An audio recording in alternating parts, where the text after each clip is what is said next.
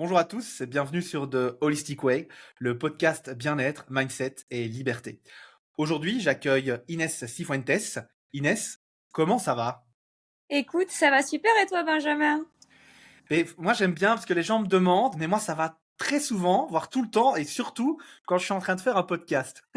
J'aime bien ce genre d'exercice, ce genre de discussion qui, voilà, a pour but quand même d'aider un max de gens. Et aujourd'hui, on va commencer plutôt tranquillement, mais en même temps, on va rentrer direct dans le sujet avec toi, parce que spoil alerte, on a discuté un petit peu avant le podcast. On aime bien faire ça. Et ici, la première question que j'ai envie de te poser pour débuter ce magnifique podcast, c'est Inès, pour toi, c'est quoi être authentique? Ouf, c'est vrai qu'on en a un petit peu parlé avant, on était d'accord sur beaucoup de points vis-à-vis de ça. Pour moi, déjà, être authentique, je pense que c'est être OK de pas forcément se conformer à la société.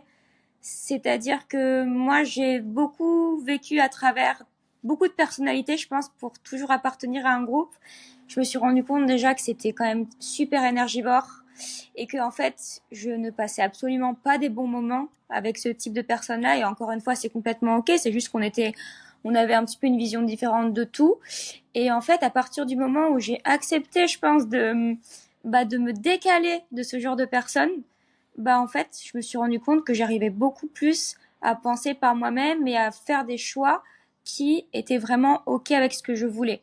Je dis pas que j'ai toujours fait les meilleurs choix, mais en tout cas, ça m'a permis d'être sur une lignée, justement en fait d'être ok, de pas accepter à tout le monde, de pas vouloir forcément appartenir à tout le monde, même si la société veut ça, montre ça à travers les réseaux et tout. Mais justement, ça m'a permis aussi de faire des rencontres que j'ai jamais fait auparavant. Et pour moi, être authentique, je pense que c'est ça. Je vais éviter de m'éparpiller partout. Mais Vas-y, fais-nous rêver. fais-nous rêver. Ok, mais franchement, ma vie, elle a commencé à changer cette année quand j'ai fait des rencontres où franchement, j'étais vraiment moi-même. Je me sentais moi, où j'avais pas besoin de me mettre dans un personnage ou quoi. Un Et, personnage, ouais. ouais, du coup, j'ai attiré des personnes qui me ressemblaient et je trouve ça vraiment puissant, ce, ce changement-là. Surtout quand tu as Ouais, vécu pendant plus de 20 ans, en fait, c'est un personnage qui n'était pas forcément toi, comme un masque que tu te mets, tu vois, pour te protéger. C'est un autre sujet, mais c'est un petit peu la même chose qui se rejoignent, je trouve. c'est intéressant parce que tu vois, tu as dit quelque chose avant qu'on lance le podcast et je l'ai noté. En fait, c'est OK d'être atypique, t'es atypique et tu n'es pas bizarre. Et en fait, par ton authenticité, généralement, on suggère de façon en général un peu appuyée que t'es bizarre, que t'es différent. Mais en fait, cette authenticité, tu mets la beauté de cette chose en avant. C'est-à-dire que tu te dis, OK, ben, j'ai arrêté de mettre ce fameux masque, en fait, sociétal, parce qu'on a notre identité réelle, mais durant beaucoup d'années, cette identité adoptée. Tu sais, pour les gens avec qui tu traînes, pour ta famille, pour tes amis, quelle est ton identité, tu vois? Quand Mhm. dans ton Mhm. identité à toi, tu te dis, OK, moi, Inès ou moi, Benjamin, je suis un explorateur, je suis un créateur de contenu, je suis un sportif, je suis un guerrier, je suis un poète, peu importe, tu vois. À côté de ça, tu as toute ta famille qui est toujours en train de te dire, non, mais toi, t'es quelqu'un de paresseux, non, mais toi, t'es... Et là, je veux vraiment que les gens qui écoutent ce podcast l'entendent. Votre authenticité passe par le fait, alors je vais dire de combattre, mais plutôt de confronter les identités qui ont été Exactement. adoptées, ouais, exactement, qui ont été Mhm. adoptées pour plaire aux autres, tu vois. Et ça Mhm. m'intéresse. Parle-moi un peu de ce masque-là, parce que tu vois, ça, je sens qu'il y a vraiment un truc là derrière où tu dis, mais en fait, qu'est-ce que ce masque, quel était-il? Peut-être si tu veux en parler, bien entendu, mais Mhm. surtout, qu'est-ce que ce masque a amené et qu'est-ce que ce changement de masque a amené dans ton authenticité? Pour moi, le masque, je me suis toujours mis et je m'en cache pas et ceux qui me connaissent pourront l'acquiescer. C'est le masque de la jovialité constamment, permanente. En fait, dès que je vais quelque part, j'ai le smile à gogo. J'ai toujours cette joie de vivre, etc. Je dis pas du tout que j'ai pas la joie de vivre. Je suis passionnée par Bien énormément de choses sûr. dans la vie. Et d'ailleurs, une journée, c'est pas assez long. Bon, après, il y a un problème d'organisation. Faut quand même que je remette la Oui. faute sur moi, hein. Mais j'ai toujours voulu paraître pour la fille toujours joviale. Comme si j'avais besoin de me prouver quelque chose ou que j'avais un petit trauma dans le passé qui fait que je devais montrer ça pour plaire à autrui, je pense, parce que bon, forcément, tout découle du regard de l'autre. Et comme je sais que j'arrive pas forcément à m'en détacher pour le moment, ça y joue inconsciemment. Et comme j'ai développé ce paradigme depuis X années en étant toujours avec ce masque, bah, je me suis habituée à ça et c'est très facile d'ailleurs pour moi. Je peux des fois pleurer avec une amie ou quoi parce que j'ai besoin de me libérer. Et en fait, quelqu'un vient me dire bonjour à l'arrière, c'est ce qui m'est arrivé il y a une semaine. Et je commence à lui taper la tchatche et à rigoler et tout. Et ma copine qui me regarde, mais comment tu fais? Et moi, voilà. Bref. Mais c'est pour dire en fait que c'est ok d'avoir un masque. Pour moi, quand même, ce qui est hyper important, peu importe le sujet, c'est quand même de prendre conscience Ouais, des 100%. Et choses tu qui en nous parles arrivent. beaucoup Je pense que d'ailleurs. c'est ça, la prise de conscience sur qui tu es, comment tu fonctionnes, ton comportement, etc. En fait, t'es pas anormal, t'es pas un taré, un fou ou quoi. C'est juste que ça vient peut-être d'un problème plus profond, d'un trauma ou du manque du père, de la mère, de l'école, comment ça s'est passé, etc. Bref, on pourrait partir sur plein de sujets différents, mais Ouais. c'est prendre conscience dans un premier temps pour après commencer le travail. Pour moi, c'est super important. Mais pour moi, tout le monde a un masque quand même. Et on le sait ou on le sait pas, mais on le saura tôt ou tard.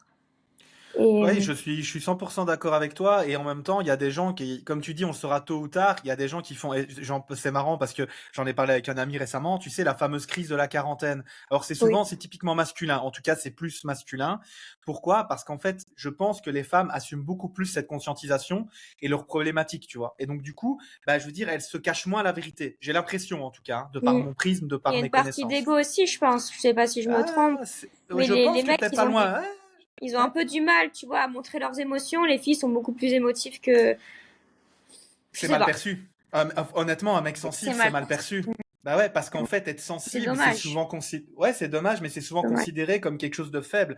Moi, quand j'étais ado, combien de fois j'ai pas eu de problème avec la jante féminine parce que justement, j'étais trop sérieux, j'étais trop sensible, tu vois.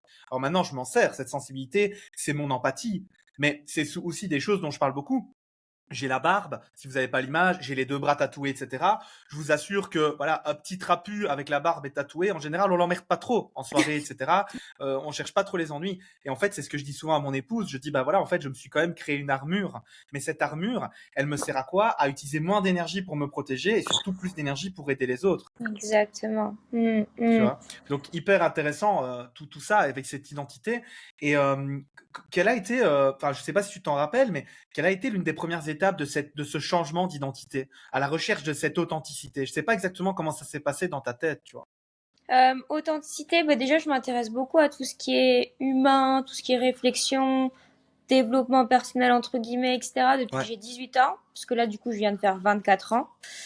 D'ailleurs, petit aparté, j'ai pas voulu fêter mon anniversaire, donc ça sera un sujet peut-être d'après parce que je ne suis absolument pas là où je veux être à l'heure actuelle.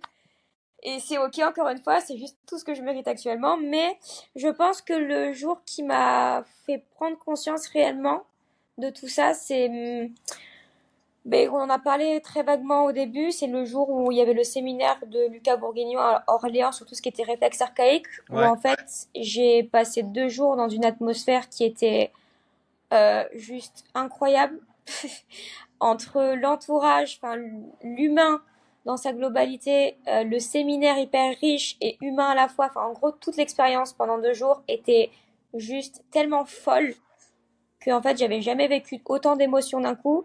Et je pense que mon système nerveux, il n'était pas prêt. C'était trop pour lui, trop Hmm. fort et trop d'un coup. Et en fait, c'est à partir de ce moment-là, et je m'en suis absolument pas relevée encore, petit à petit, ça fait bientôt 1 an, pour vous dire à quel point c'est long, mais que ça vaut le coup et qu'il y a toujours une lumière qui est là-haut. Mais du coup, ça m'a déclenché beaucoup de choses. Du coup, bah, depuis, je me passionne, je fais carrément de la boulimie, bah, un petit peu comme toi, Benjamin, sur tout ce qui est podcast, réflexion Oui. et tout, parce que je suis super curieuse. J'ai envie d'évoluer, envie de comprendre pourquoi ça m'a autant chamboulé ce jour-là. Et parce que je suis passionnée par l'humain et que pour moi, l'humain, il est fait pour apprendre et surtout pour évoluer, en fait. Donc, juste après ça, j'ai fait un burn-out, etc. Mais je me suis toujours dit qu'il fallait se relever et que rien que cette passion du coaching, mais surtout de cette envie d'évoluer avec tous les autres aspects, bah ça vaut la peine de s'en sortir et voilà. En gros, ça vient de là, quoi. Ouais, c'est très fort. En fait, c'est encore une fois ce côté, OK, ben, t'es sorti entre guillemets d'un environnement, quand je parle d'environnement, moi j'aime bien mettre ma petite définition qui est c'est pas juste l'extérieur, c'est tout ce qui est extérieur. Donc ça peut être autant l'eau que tu bois que les gens que tu rencontres. Là, on va plutôt parler des gens. Mais j'ai eu un peu la même révélation en fait, quand j'ai commencé à vouloir un peu aller chercher, c'est le mot du podcast, cette authenticité. Où en fait, j'ai vraiment beaucoup de gens toute ma vie qui ont essayé de me dire: «OK Benja, ta place elle est là». Et je vais pas vous mentir, moi ça m'a rassuré pendant très longtemps en fait. Mais il y a un moment où j'ai fait la paix avec moi-même, où je me suis dit, en fait, tu es un gars ambitieux.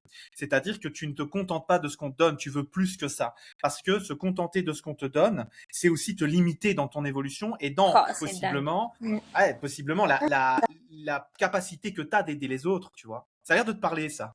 Ah, mais carrément. Bah, je reviens au sujet que j'avais eu avec ma grand-mère il y a 3 jours et ça me parle complètement. C'est le fait que ma grand-mère, à chaque fois quand je rentre et que je suis pas OK avec moi, parce que je suis très exigeante aussi, mais parce que je sais que j'ai beaucoup d'ambition, énormément, et que je veux arriver là où je veux être. Et en fait, elle me dit à chaque fois, mais en fait, hé, tranquille, t'as pas 48 ans. Et moi, je lui répète constamment, et d'ailleurs, j'ai arrêté parce que ça me puise trop en énergie, et que j'évite de parler de ces sujets maintenant avec elle. Mais en fait, peu importe quel âge tu as, si tu te sens pas forcément prêt, bah prêt c'est un autre mot, mais si t'as envie d'y aller, si t'as l'ambition, si t'as tout pour y aller, fonce en fait, peu importe ton âge. Et plante-toi, ce mot que j'essaie vraiment de mettre dans ma tête, parce que moi, ce qui me limite, c'est mes peurs. Pour remettre dans le contexte, mes peurs, même si je sais que c'est des scénarios qu'on se crée, c'est beaucoup Ouais. profond, c'est ce qui me fige actuellement, mais je sais qu'il n'y a pas d'âge en fait pour y arriver, pour décoller, pour se cracher, pour rebondir. Tant que t'es passionné, c'est ça la vie. C'est pas survivre, c'est vivre pleinement pour quelque chose, pour ses ambitions. Et, et en fait, que tenter plutôt que rien vivre, en fait, je pense. Tenter plutôt que rien vivre. Très, très fort, très fort. Je suis Je sais pas. totalement d'accord avec toi.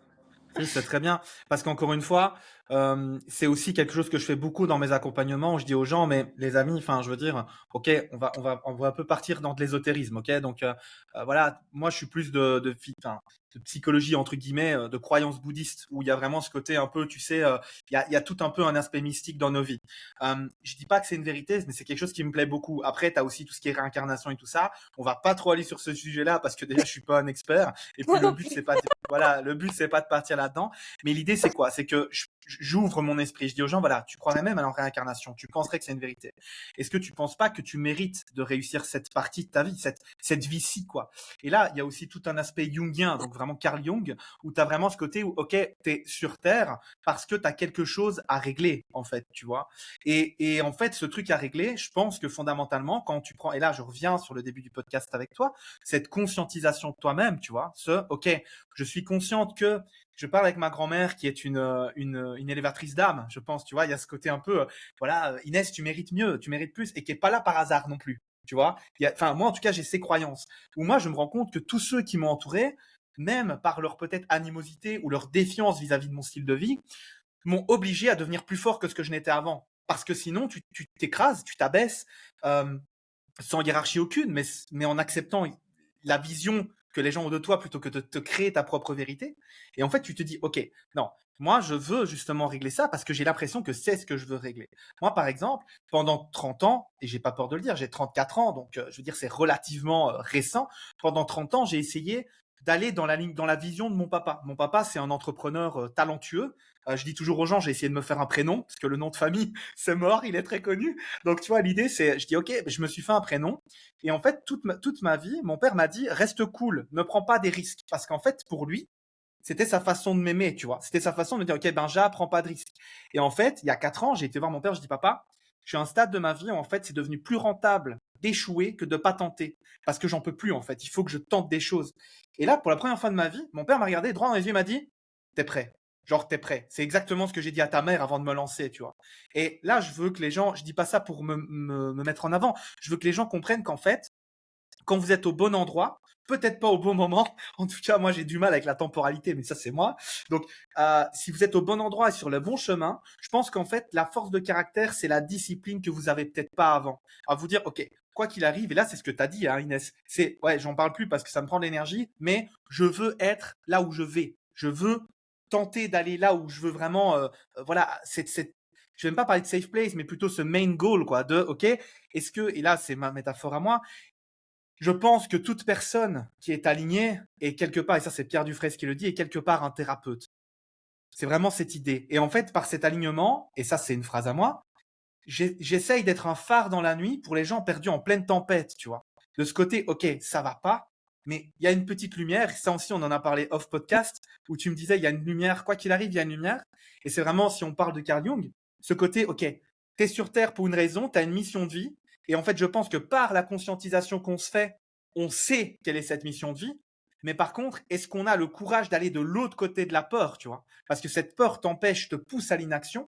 Mais si on va par l'action de l'autre côté de la peur, pour moi, se trouve un peu la réussite, la gloire, la belle vie, la vivre au lieu de survivre. C'est exactement ça. Après, il y a tout ce qui est un petit peu, s'il y a trop de contraintes, ça sera beaucoup plus complexe. Que on en revient toujours aux mêmes choses par rapport à Lucas ou quoi, tout ce qui est, bah, si t'es pas capable de survivre, si tu réponds pas à tes besoins primaires, tu pourras pas aller au-delà, etc., etc. Et c'est vrai que il y a aussi tout l'aspect entourage. En fait, il y a tellement de facteurs environnementaux qui font que, bah, une personne pourra s'en sortir plus rapidement que l'autre. Et il y a tout ce soutien, enfin, plein de choses qui font que, bah, on va plus vite y arriver ou pas. Il y en a qui vont se laisser vivre et tomber dans des dépendances et tout. Et c'est un peu triste, mais ça montre à quel point, bah, en fait, les contraintes étaient trop fortes par rapport aux capacités et qu'après, bam, Ouais. quoi. C'est passé Ouais, de l'autre c'est très côté. vrai ce que tu dis. C'est très vrai parce qu'encore une fois, avec cet environnement, bah comment et tu penses pas que justement par rapport à ce que tu es en train de dire, avec toujours cette idée d'authenticité, etc. Est-ce que tu penses pas que c'est aussi une action qu'on a la capacité de faire nous-mêmes, c'est-à-dire de prendre ces choses et de se dire, ok, bah voilà, les facteurs environnementaux dont tu parles, qui sont divers et variés, m'empêchent en fait d'atteindre cette alors, j'ai envie de dire authenticité pour rester dans le thème, mais aussi cette vérité qui m'est Mm. propre. Est-ce que c'est pas un peu des contraintes, parce que c'est de ça qu'on parle? Comment est-ce qu'on fait pour transformer ces contraintes en ressources, tu vois? Est-ce qu'on n'est pas capable de prendre un peu le lead de notre propre vie? En fait, c'est ça. Je pense que déjà, pour moi, il y a quand même la prise de conscience qui est primordiale. Et après, pour moi, il y a aussi l'aspect temporel, entre guillemets. Je vais essayer de m'expliquer sans partir dans Ouais. tous les sens. Canalise-toi, Inès. En gros, pour moi, plus tu as développé un schéma où tu t'es auto-saboté ou alors peu importe quel schéma, plus ça sera un petit peu complexe, mais c'est absolument pas impossible et Dieu merci. Et c'est même, ça rend même l'histoire encore plus belle, je trouve. Et on en devient encore plus fort. C'est plus ce sera compliqué de changer de paradigme en fait.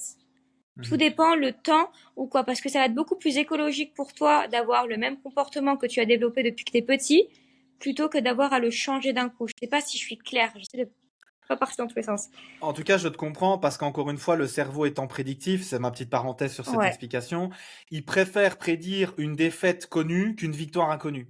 Donc en fait, quand tu t'auto-sabotes, il y a aussi ce côté-là, parce que tu as utilisé le terme auto-sabotage qui pour moi est hyper important. Le cerveau étant prédictif, il est beaucoup plus à l'aise d'aller dans une défaite qu'il connaît qu'une victoire inconnue. Voilà, Mm. juste, c'est un petit peu le petit truc que je voulais rajouter. Il y a moins à réfléchir et comme c'est, on développe que des automatismes avec les habitudes qu'on se crée et tout, que ce soit dans le sport ou quoi, bah ça devient automatique et du coup ça demande beaucoup moins d'énergie quoi. Et c'est pour ça aussi la puissance du sport, etc., des habitudes et tout, c'est que tout automatisme, le corps il s'adapte constamment et il va s'adapter en fonction de là où il se sent mieux. Et des fois c'est pas forcément le mieux qui est bien. Tout comme ton entourage, des fois ça va être tes parents les premiers. Je dis pas que que les miens sont limitants, mais à vouloir ton bien, mais en fait, ils te veulent pas forcément ton bien, c'est juste qu'ils se confrontent dans leur peur et qu'ils te reflètent leur peur. Je sais Ouais. pas. Si, c'est très vrai parce que encore une fois, moi je pars du principe que tout parent veut le bien de ses enfants. C'est pas une vérité vraie Ouais, encore une fois, mais voilà, je pense aussi qu'il y a ce côté ils veulent protéger. inconsciemment. Et c'est la discussion que j'ai eue avec mon père où je lui ai dit en fait, dans ton monde à toi, comme tu es entrepreneur et que c'est le bordel parce que bah être entrepreneur c'est au final confronté tout le temps, il y a un Mm. moment où en fait c'est juste ce côté, ok. Moi, je pense que comme la vie d'entrepreneur, c'est dur, c'était sa vision à lui. Je veux que mon fils soit mieux que moi, soit tranquille. Donc, je veux qu'il soit, entre guillemets, ouvrier. Et en fait, je lui disais, d'accord, mais en fait, ce côté ouvrier, voilà, peu importe travailler pour quelqu'un, moi, ça me limite dans ma créativité, dans mon bien-être. Donc, en fait, lui-même, fondamentalement, c'est de l'amour. Il veut me protéger, Ouais, mais il comprend pas que sa protection est peut-être moi-même en train de nuisible. m'étouffer. Mm. Voilà, exactement, et nuisible pour moi. C'est tout à fait ça. Et là, je veux vraiment que les auditeurs, les personnes qui sont en train d'entendre ce podcast, se remettent un peu en question. Principalement, si c'est des gens proches qui font des choses où peut-être vous le sentez un peu plus en mode, ouais, mais il comprend pas. Bah ouais, mais peut-être qu'en fait, vous n'avez pas eu la discussion qui change tout. Après, c'est aussi une confrontation, une bataille des générations. Tu vois, je veux dire, mon père, il me dit toujours, moi, je me suis lancé en tant qu'indépendant, il y avait moyen de gagner sa vie. Maintenant, c'est beaucoup plus compliqué, fais pas ça. Mais je lui dis, ouais, mais en fait, tu comprends pas qu'encore une fois, cette liberté vaut tous les problèmes que j'ai à côté, en fait, tu vois. Mm, Donc, mm, c'est aussi une discussion, je vais dire, d'humain à humain. Il doit pas y avoir de hiérarchisation parent par parent, parce qu'il y a un moment où le parent devient entre guillemets un peu l'enfant, parce que l'enfant doit prendre soin du parent. En tout cas, selon ma vision des choses. Et moi, ben, mon père étant totalement indépendant, financièrement, physiquement, tout ce que tu veux, ben, en fait, moi, j'essaie juste d'amener une plus-value en lui disant, OK, ça, c'est la vision que tu as de la vie, mais fais attention, regarde, moi, la vision que j'ai, elle est comme ça, parce que le monde évolue. Donc encore une fois, essayer mm. d'être complémentaire avec les gens avec lesquels on discute. Comme voilà, ta vision, on a beau être plus ou moins de la même génération, plus ou moins dans les mêmes métiers, etc. Ben, t'es une femme, je suis un homme. Rien que ça, c'est déjà énorme comme différence de vision, tu vois. Et il n'y a pas de mieux ou de moins bien. C'est juste qu'encore une fois, par nos différents points de vue et nos différentes visions et vécus, on essaye d'être complémentaires l'un à l'autre. En tout cas, pour moi, c'est ça, être dans un cercle et Exactement. l'importance de l'environnement, quoi. Non, c'est totalement ça. Et si, pour moi, j'essaie vraiment aussi d'être beaucoup moins dans le jugement. Bon, j'y suis pas encore à 100% parce qu'il y a des choses que j'arrive quand même pas à accepter. Mais en fait, c'est ça, c'est être ouvert d'esprit, avoir son esprit critique, mais sans remettre sur une hiérarchie comme tu dis très bien, tu vois.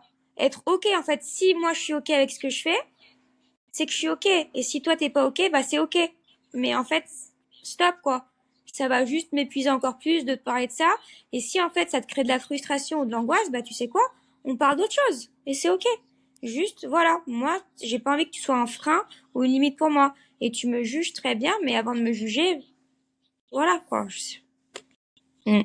Ouais, il faut savoir avancer. Je pense qu'encore une fois, quand on tombe sur des jugements, etc., on est surtout en face des limitations de la personne qui juge, en fait. Et moi, je dis souvent à des gens, tu vois, moi, je suis quelqu'un de base qui est pas jaloux, mais ça m'arrive d'être jaloux des gens, tu vois. Mais en fait, ça dure 10 secondes. Et je dis toujours ça. En fait, ça dure 10 secondes parce que quand moi, je vois quelqu'un qui fait un travail incroyable, par exemple, je dis, putain, fais chier, moi, j'aurais bien voulu être ce truc-là. Et puis, en fait, je me dis, ah, c'est trop bien. Si t'es jaloux de ça, donc que t'as cette petite envie, là, tu vois, ce petit côté, ah, ça devrait être Mm. moi qui devrait avoir cette vidéo de top qualité, et ben, je dis toujours, c'est une chance parce qu'en fait, c'est un appel vers quoi tu devrais aller. Et en fait, en général, moi, ce que je fais, c'est que du coup, bah, je vais discuter avec cette personne ou je vais échanger, etc. Et on va s'élever. Et je dis toujours aux gens, encore une fois, transformer une contrainte qui est ce petit côté, ouais, mais moi, parce que la jalousie, c'est ça, c'est avoir envie d'être à la place de l'autre un peu, tu vois. Et ben, je me dis, ok, ben, si tu as envie d'être à la place de l'autre, ça veut dire que tu le respectes, que tu as envie d'avoir sa qualité de travail, va échanger avec. Et encore une fois, par l'assimilation, entre guillemets, le fait de mettre des gens très compétents dans ton cercle, tu ne fais qu'augmenter ton réseau, tu ne fais qu'augmenter les gens avec qui tu peux échanger, tu ne fais qu'augmenter la possibilité d'aider les autres.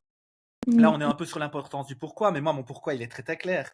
C'est, alors, je vais citer Nomad Slim, qui dit toujours, on te fait des bisous, mon copain. Donc ici, Nomad Slim, hein, le frère de lumière, qui dit toujours, dans les conversations cosmiques, qui dit toujours, être fort pour être utile, en fait. Mais c'est carrément ça. Tu vas avoir deux types de personnalités, être fort pour être utile ou être fort pour dominer. Et moi, en fait, ça me rend fou. Mm. Les gens qui veulent être forts pour dominer, ça me rend fou, tu vois. Mm. Mm. Je sais pas Ouais, ce que non, t'en penses. quoi. Ah, mais carrément. Puis sans parler de ça, la force et la des mères, quoi. Mais pour une utilité. Exactement. Pourquoi vous voulez faire ce que vous faites? Ça, c'est aussi quelque chose avec lequel je parle tout le temps. Tu vois, je parle tout le temps de ça avec mes accompagnants. Le Et pourquoi, pas. vous avez fait un post sur ça d'ailleurs, il me semble, sur Insta. Ouais, tout à fait. C'était mon premier. Oui, puis ça, même pour les clients. Pourquoi? Pourquoi? Plus il est profond, plus tu sauras où tu vas et plus les marches, elles seront faciles. Pour moi, L'important, c'est c'est la base de tout. Pour moi, c'est la base de tout parce qu'en fait, si tu ne sais pas pourquoi tu le fais, tu as beau le faire, tu vas peut-être te perdre dans une direction qui n'est pas forcément la tienne. Alors attention que des fois, se perdre, c'est pouvoir se retrouver. Ça, je suis tout à fait d'accord avec ça. Mais encore une fois, il faut quand même, voilà, une vision globale de la chose. Moi, je sais que par exemple, je ne sais pas travailler dans un domaine où il n'y a pas d'humain. Je ne sais pas. J'ai été graphiste, j'ai été photographe, j'ai travaillé dans l'ORECA, je suis coach, accompagnant, etc. Mais j'ai toujours eu, dans tout ce que j'ai fait dans ma vie, ce côté où, ah, c'est Benja. C'est Benja, tu vois, parce qu'en fait, moi, mon but, c'est, je dis toujours aux gens, je pense que fondamentalement, je suis égoïste parce qu'en fait, quand je vois les gens tristes, ça me fait du mal. Et donc, je veux que les gens soient bien. Mais moi, encore une fois, j'ai utilisé cette contrainte qui était ah là là, t'es pas bien quand les autres sont pas bien, en ressources où je me dis bah tu sais quoi, comme tu es très fort pour aller discuter par ton empathie et tout ça, et tu sais le petit côté salut ça va, oui ça va, t'es sûr Mm. que ça va? Rien que ce petit t'es sûr que ça va. Vous imaginez même pas Reposer à la quel point. question avec les Mais mots, ouais, ça change mais ouais, tout. Reposer ça la change tout. question. Pouah, ouais. Ça Ah, change tout c'est parce clair. que tu t'intéresses aux gens et ça, les gens, ils le savent. Ça peut pas être fake, ça. Tu peux pas mentir, ça. Tu peux le faire pendant une semaine, mais c'est un peu comme séduire, tu vois. Tu peux séduire une semaine, tu peux pas séduire 15 ans, tu vois. Il y a un moment où tu as ta vraie personnalité qui ressort, etc. Et ça, c'est important parce qu'on revient un peu sur ce truc de être authentique, quoi. Ouais. Dans ses avantages et dans ses inconvénients. Et là, j'ai envie de t'amener un petit peu sur, tu sais, sur l'auto-sabotage. On en parlait aussi un petit peu, parce que dans cette peur d'authenticité, dans cette peur justement de briller de par son authenticité, on en parlait. Il y a aussi énormément d'auto-sabotage. Qu'est-ce que tu entends par auto-sabotage et comment est-ce que ça se place dans ta vie à toi?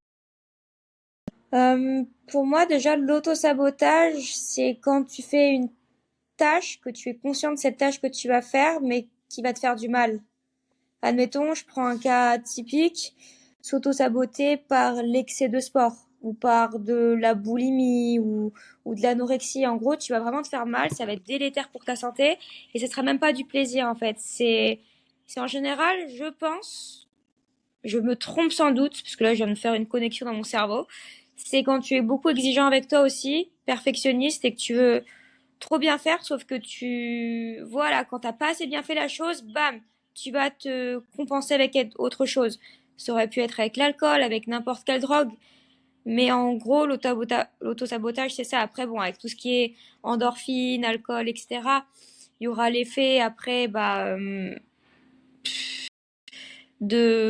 d'apaisement qui va soulager, mais auto-sabotage, pour moi, ouais, c'est ça. C'est se faire mal pour quelque chose, quoi. Ouais, c'est pas mal.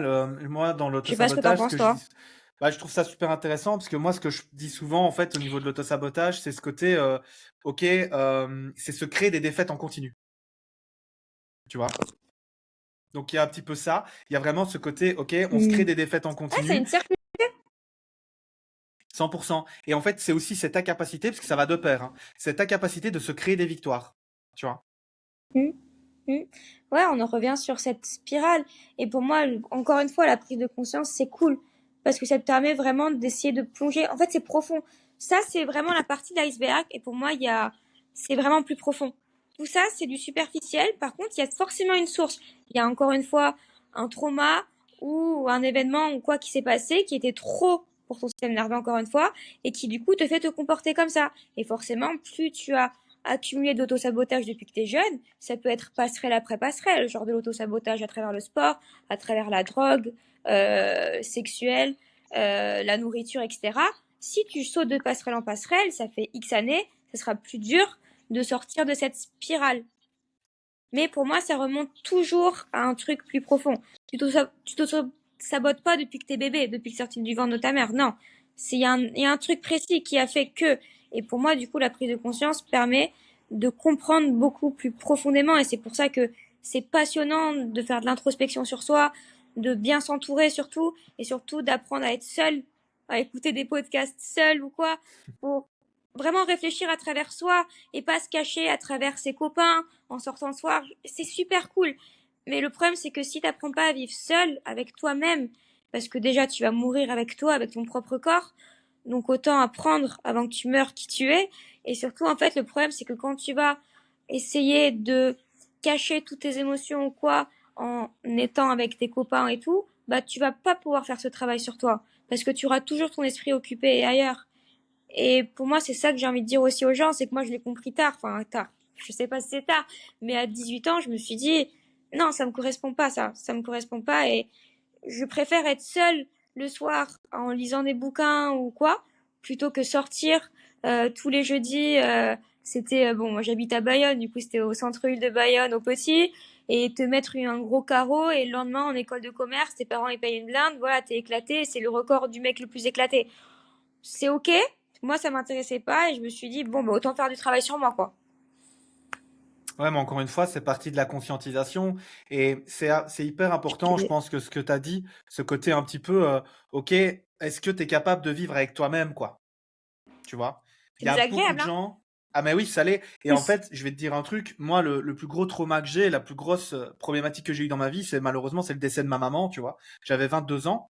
Et en fait, elle est vraiment décédée en 3 mois, quoi. Donc, il y a eu son anniversaire, les 50 ans. Et puis, en fait, elle était pas bien. Mais tu sais, je veux dire, on se dit, bah, ouais, enfin, ça arrive d'être pas bien, tu vois, d'être un peu malade. Peut-être qu'elle a bu un verre, mangé un truc qui était pas ouf. Et puis, ben, 3 mois après, elle décédait, tu vois. Et en fait, j'ai eu ce changement d'identité. Je suis passé du gars qui était dans sa dernière année d'études, qui était très cool, qui posait pas, enfin voilà, qui était cool, quoi. Mon plus gros problème, c'est de savoir si j'allais, combien de verres j'allais boire d'alcool le week-end, quoi, tu vois. Et d'un Hmm. coup, tu passes à, ok, putain, il y a 50 personnes qui comptent sur toi parce que mon père avait des entreprises et mon père me dit, bah écoute, Benja, soit tu m'aides, soit je lâche tout, parce qu'en fait, il faisait tout avec ma mère, tu vois. Et donc, il y a ce changement d'identité. Et en fait, pourquoi est-ce que je parle de ça? Déjà, pour un petit peu voir d'où je viens, ça c'est important pour moi à travers ce podcast d'expliquer qui je suis, à travers mes forces, mais aussi mes faiblesses et mes expériences de vie. Mais en fait, après le décès de ma maman, je suis resté 2 ans tout seul en fait. J'ai plus pu voir de, voilà, j'avais pas de copine.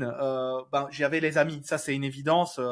J'avais mes frères d'armes qui m'ont vraiment permis de me sortir de cette galère et j'en ai perdu énormément parce que c'était une période où j'allais me battre en soirée, mais tu sais un peu ce côté, c'était une douleur tellement immense en fait d'un point de vue mental que je devais avoir de la douleur physique. Et vu qu'en fait je venais de la Hmm. boxe anglaise, des choses comme ça, je sortais en soirée, j'attendais que quelqu'un se fasse agresser et j'allais le défendre en fait. Et je sais pas comment ça se fait, je me suis jamais pris de mauvais coups. J'ai eu de la chance. Pourtant, je me suis déjà fait agresser 2 ou 3 fois au couteau, des trucs comme ça. Et avec tu sais, t'as 20 ans, tu te rends pas compte de ça, tu vois. Ouais. Mais là où je veux en venir, c'est ce côté que, en fait, tout ça, ça m'a appris plein de choses sur moi, qui était que j'étais capable d'être vraiment très fort dans la résilience, ce que j'ai arrêté. Maintenant, j'essaye d'avoir de l'antifragilité, cet effet d'amélioration à travers les expériences vécues. Et en fait, j'ai eu beaucoup plus de bienveillance envers moi-même en disant, OK, Benja, ben, tout ça, si je suis spécialisé aujourd'hui dans l'anxiété, la dépression, le burn-out, le deuil, toutes ces, entre guillemets, ces difficultés mentales, c'est pas pour rien. C'est parce qu'en fait, je les ai vécues, ça. J'ai vécu tellement, j'ai un ami qui m'a demandé un jour dans un podcast, qu'est-ce qui fait qu'on devient coach holistique? Qu'est-ce qui fait qu'on devient qui tu es? Et je lui ai dit, ben, j'ai réfléchi et je lui ai dit beaucoup de souffrance. Vraiment, Ouais, pour exactement. moi, c'est la réponse en fait. C'est beaucoup de souffrance parce que le mec qui vit dans un monde qui est tout beau, qui est tout gentil, franchement, je lui souhaite de vivre le plus longtemps possible dans ce monde-là. Mais la vraie vie, c'est pas ça. Et pour moi, Ouais, tu ne c'est ça. peux pas, comme tu dis toi, en fait, t'entourer de gens qui te font à chaque fois oublier ton mal-être, parce que c'est ça, en fait, dont on parle. C'est ce côté, c'est l'addiction. C'est qu'est-ce que tu fais pour oublier ce qu'il faut vraiment travailler, tu vois. Ouais. Et ça, j'ai déjà eu aussi des discussions avec un ami qui me disait, non, mais putain, moi, j'en peux plus. Je sais pas comment tu fais, toi. Mais je dis, je le fais parce que je suis discipliné et surtout, je sais où je veux aller. J'ai mon pourquoi qui est puissant. Le jour où j'arrête de travailler sur moi, je ne suis plus l'homme le plus fort possible que je puisse être. Et donc, je ne peux plus aider un maximum Hmm. de gens, tu vois. Maintenant, Mais enfin, c'est ça.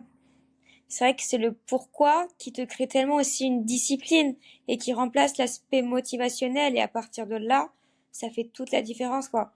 Et c'est aussi pourquoi je pense que quand le pourquoi des gens il est pas assez profond, bah dès qu'il y a le moindre changement d'émotion, bon après une émotion pour moi c'est pas forcément positif négatif parce que ça porte mhm. que de la valeur, bah ça va pas aboutir à grand chose, quoi, parce qu'il y aura pas l'aspect discipline qui aura été mis en place, surtout si c'est très récent. On sait qu'il faut plusieurs semaines pour créer une habitude et forcément, s'il n'y a pas la discipline, ça va pas durer, quoi. Donc c'est Ouais. super intéressant, ouais. C'est bien parce que tu vois, par exemple, ben, moi j'ai créé une petite vidéo de 50 minutes qui est totalement gratuite parce que j'ai Où travaillé en ça? fait avec un ami. Elle est sur mon Podia si jamais ça vous intéresse. J'ai un peu du mal avec les liens, à faire des liens pour le moment. Putain, Donc t'as tu sais posé aussi? les liens YouTube. Ouais, Ouais, t'inquiète, donc voilà. Pour ce, bah, c'est l'idée. En gros, l'idée, c'est de donner un maximum aux gens de c'est façon génial. le plus facile possible. Bref. C'est Et en fait, génial. justement, cette vidéo, c'est briser les chaînes de l'anxiété, se créer des habitudes de vie qui vous permettent de lutter contre ça. En fait, ça, c'est l'idée de la Tu le vidéo. mettras dans le lien à la fin, Ouais, bah en fait, dans je le le mets, truc. mais pas pour le moment. Bref, c'est de la technique, ça, c'est une parenthèse, mais clairement, je le mettrai. En tout cas, j'essaye. N'hésitez pas à mettre un commentaire si vous le souhaitez. Et en fait, pourquoi est-ce que je te dis ça? Parce que pour moi, la discipline, c'est la vraie liberté. Au tout début de cette vidéo, j'explique, je dis en fait, moi, j'ai couru après ma vie pendant très longtemps, parce que comme je n'étais pas discipliné de par ma structure, je suis pas quelqu'un de structuré en fait.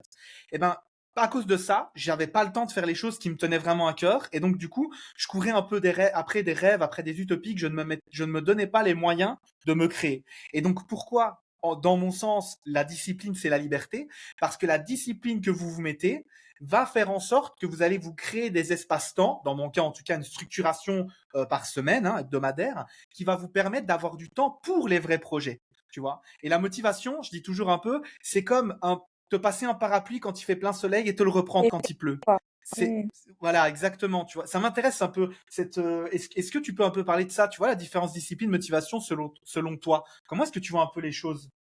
Je vais essayer de faire simple. Pour moi, Ouais. la motivation, c'est quand, admettons, il fait beau et que putain, il fait beau, il fait chaud, je suis devant l'océan, parce que j'habite à l'océan. J'ai fait un peu de j'ai de la chance, ouais. Bah viens, je vais mettre mes baskets et je vais courir. Et là, 3 jours après, il pleut, il fait froid. Bah non, pourquoi courir? J'ai pas envie de me tremper et tout. Tandis que la discipline, c'est, en fait, peu importe le temps, peu importe tes contraintes, tu vas courir, en fait.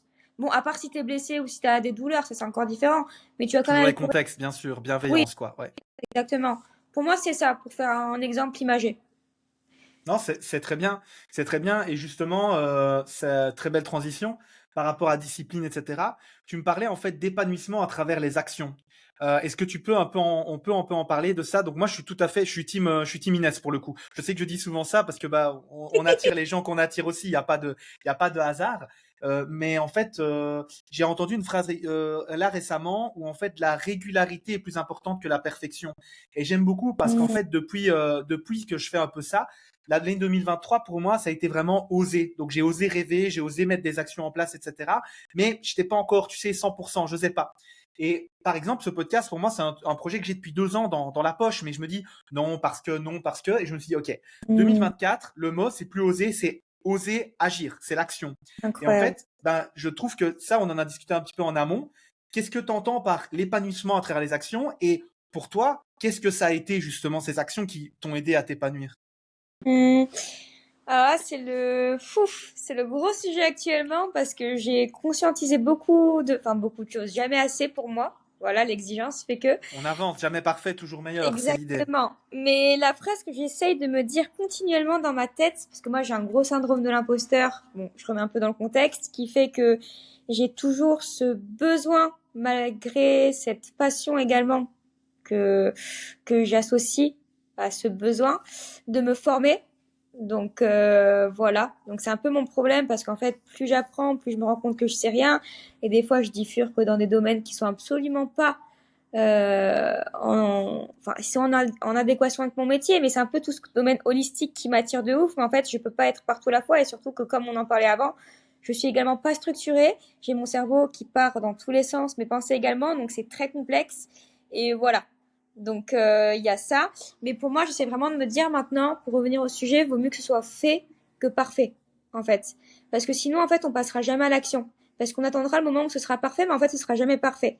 Et surtout, les premières fois où on commence, on sait que ce sera jamais parfait parce que, admettons, tu fais un post Instagram, niveau visuel, il y aura toujours des trucs à revoir, niveau de ta police, niveau il y aura toujours un truc. Carrément.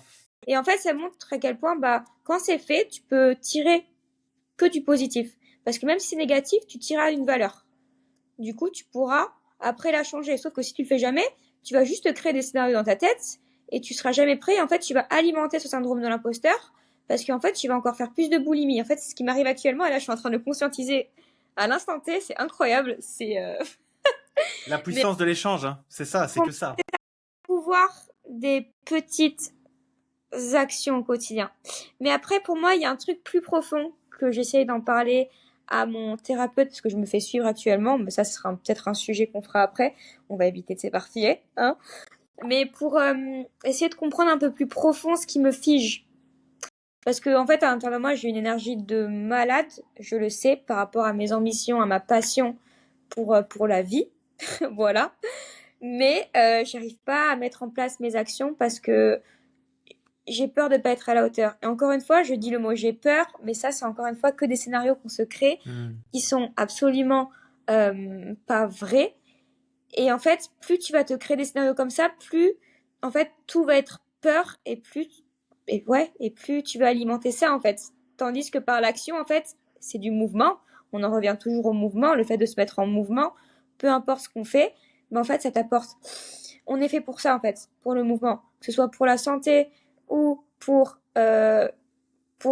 évoluer, encore une fois, bah en fait, ça apporte que d'un sentiment de bien-être et aussi d'accomplissement. Je suis désolée, mais forcément, qui n'a jamais rêvé d'être accompli, de sentir accompli, etc. Parce que forcément, on vit quand même à travers du regard des autres. D'ailleurs, je sais pas ce que t'en penses, mais pour moi, on peut pas se détacher quand même à 100%, 100% du regard des autres. Pour moi, c'est un peu indissociable. Je sais pas ce que t'en penses, mais après, ça, c'est peut-être un sujet à part. Mais voilà, pour moi, l'action, ce que c'est. Je le travaille énormément en ce moment. J'investis chez un thérapeute. N'hésitez pas à investir. Honnêtement, c'est le meilleur investissement que vous pouvez faire pour votre santé, pour votre bien-être mental, tout. Et on va voir par la suite. Je fais quelques petits trucs qui se débloquent petit à petit, mais encore une fois, je dois d'abord me structurer parce que je suis vraiment partout à la fois et j'essaie de faire pas mal de projets. Mais il faut, comme tu dis juste avant, que j'établisse vraiment mon pourquoi en fait. Et je pense qu'à l'heure d'aujourd'hui, c'est également ça qui me manque. C'est bien parce qu'au final, tu vois, à travers cette discussion, bah, il y a des épiphanies, quoi. Il y a ce côté un peu, ah ouais, ben, je me suis pas rendu compte. Et moi, c'est ce que j'ai tout le temps, en fait, à travers les podcasts que je fais avec les gens. C'est ce côté, ma position en tant que hôte, c'est d'essayer de faire briller la personne avec qui je discute. Et moi, j'adore ça parce qu'en fait, encore une fois, j'apprends à travers ces discussions autant, voire plus que la personne qui est en face, en fait. Et cette position, qui est des fois un peu de sachant, ok, pas forcément dans le podcast, mais dans ce qu'on fait en tant qu'accompagnant, elle est importante à remettre en question. J'ai écouté un podcast, d'ailleurs on leur fait une dédicace, Pierre Etchart, Fabien Moine, sur la position vraiment d'accompagnant et tout ce qui est anamnèse, etc. Et je vous invite vraiment à y aller. C'est le podcast de Homéorésie, si je ne me trompe pas. En tout cas, le podcast de Pierre Etchart avec Aurélie, Pierre et Fabien, du coup. On vous fait des bisous, les amis. Toute la famille, j'en profite. Toute la famille, du coup, de sorte de leur messe, on vous fait des bisous. Donc, pourquoi est-ce que je dis ça? Parce qu'en fait, il disait toujours, en fait, il n'y a pas de vérité. C'est à chaque fois, tu vas adopter. Et en tant que sachant, plus tu apprends, et ça, c'est ce que tu disais aussi, plus tu vas remettre les choses en question. Mmh. Moi, je pense que cette capacité d'être multipotentiel, et c'est un podcast que j'ai aussi avec un ami, que je salue aussi, Arnaud, moi, ça m'a ouvert beaucoup de choses, en fait, parce que c'est OK d'être multipotentiel, d'aller chercher un peu, on appelle ça des rabbit holes en anglais, donc vraiment des terriers de lapin, et c'est cette idée de, OK, tes terriers de lapin, qu'est-ce que tu vas faire? Est-ce que tu vas faire plein de terriers de lapin, rabbit hole, donc on est vraiment ici sur du multipotentiel pur, ou est-ce que tu vas aller chercher et puis à un moment, oh, réflexe archaïque, incroyable, on va le creuser à fond. Oh, mindset, incroyable, on va le creuser à fond. Oh, articulaire, incroyable, on va le creuser à fond.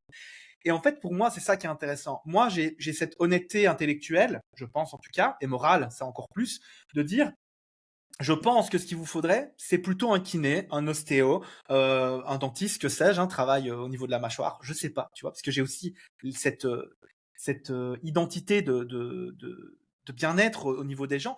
Moi, j'ai pas peur de dire je sais pas et d'amener, tu vois, un petit peu ça. Et je pense qu'il faut vraiment pouvoir se remettre en question là-dessus. C'est pas parce que tu vas aller chercher à amener les autres vers quelqu'un d'autre que forcément tu perds au niveau de l'ego. Il y a un moment où ton ego, moi, mon ego, il est placé uniquement dans ma qualité de travail. Il n'est pas dans le fait de je suis trop fort, je suis plus fort, etc. Et pour revenir un petit peu sur cette question que tu m'as posée par rapport au groupe, tu vois, l'homme est un animal social. Il y a un moment, c'est impossible de complètement être qui tu veux être sans prendre en compte les gens qui sont à côté de toi. Par contre, je pense qu'encore une fois, on repart sur le mot du jour, l'authenticité. De par ton authenticité, tu vas accueillir, tu vas attirer, tu vas amener et donc aider les personnes que tu peux aider un maximum à travers le fait que tu es toi-même.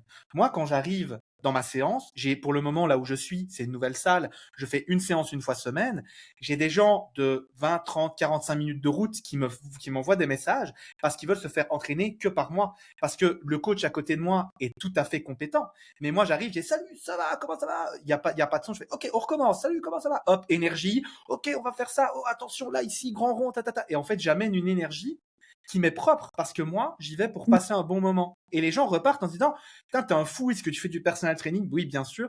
Et en fait, Et encore une fois, si j'étais pas aussi authentique et que j'essayais de, tu sais, et je l'entends parce qu'encore une fois, c'est une envie d'être plus dans ce groupe de coachs que j'apprécie, hein, c'est des gens super. Mais encore une fois, quel est l'équilibre idéal pour s'intégrer tout en gardant son authenticité, tu vois? Donc ça, c'est un peu ma vision des choses. Il faut pouvoir effectivement, bah, l'homme est un animal social, je le répète, s'intégrer dans des groupes sociaux sans dire que ma couleur préférée c'est le rose et puis dans un autre groupe ma couleur préférée c'est le bleu. Donc sans se troquer soi-même, tu vois, c'est se exactement. tronquer soi-même, c'est dur, tu vois. C'est beau, Mais en hein, même ce que tu as temps, dit. j'essaye. Donc voilà, ça c'est mon point de vue par rapport à ça, tu vois. Ok. Ouais, non, non, je le partage, hein. Mais c'est vrai que, enfin, moi, c'est un petit souci que je dois régler, hein, c'est que même j'ai beau dire, bah moi, je serais ravie de collaborer avec ton kiné ou quoi. J'adore dire ça parce que des fois, je fais des suivis de réathlétisation et tout parce que je commence à m'intéresser énormément sur le travail articulaire. Mais en fait, quand elle me dit le feedback du kiné, je veux comprendre. Je veux tout comprendre parce que sinon, j'ai peur de rater une étape. Alors que je sais que c'est pas mon domaine et que j'ai pas fait des formations sur ça, mais j'ai quand même ce besoin. Sinon, j'ai peur de louper l'info. Pour te dire à quel point il y a des gens sur Insta, tout ce qui est bon après ça sort un peu du contexte, Alexis Beck, Rémi Ribet et tout. Je dis- J'en parlais à une copine hier. Emma, si tu nous écoutes, voilà, j'ai besoin de les mettre en les notifs activés. T'imagines? Parce que j'ai peur de louper une info. Ça va à ce stade et en fait, mon cerveau, il est toujours en sympathique. J'accorde Ouais, jamais du intéressant. temps au relâchement. Et on en revenait toujours au même sujet, c'est que je m'endors devant des podcasts ou devant des formations ou devant des trucs. Je dois éteindre mon tel à 2 heures du mat et c'est pas du tout écologique. Puisque t'es en sympathique tout le temps. Tu dois être concentré, tu dois être ça. Et en fait, du coup, il y a une nouvelle info, vite, il faut qu'il la dise et tout. Putain, il est 2 heures du matin, faut que je dorme, je m'entraîne demain. Et en fait, c'est ça continuellement. Et le matin, tu te réveilles, t'es éclaté, t'as pris une énorme cuite. Mais dans ta tête, tu vois. Et je sais pas. C'est un peu ce problème-là. Mais encore une fois, ça permet d'ouvrir plein de portes et c'est ça qui est ouf, quoi. C'est encore une fois, on le répétera jamais assez, parce que moi, c'est un gros game changer actuellement, c'est conscientiser pour après mieux te comprendre et vivre de manière la plus alignée avec toi possible, quoi. Et là, par contre, il y a un truc que j'ai retenu chez toi, là, que tu disais, c'est faire de tes contraintes des ressources aussi, quoi. Tout le livre de Lucas aussi. Mais c'est passionnant. Donc voilà, en gros, sur ça, quoi. Tout ce qui Non, était mais au c'est sauce à... top.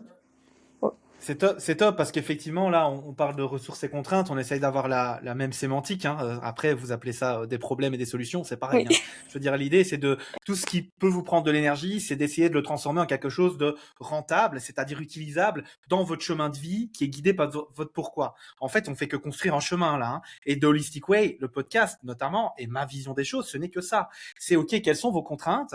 Quel est le petit pas pertinent, le petit domino, comme dirait Jacob Hamel, donc de Quantum Trading, qui, en fait, quand vous allez l'utiliser, va vous amener vers votre projet futur le plus. C'est aussi quelque chose que je travaille beaucoup. Alors, Lucas appelle ça Start by the End.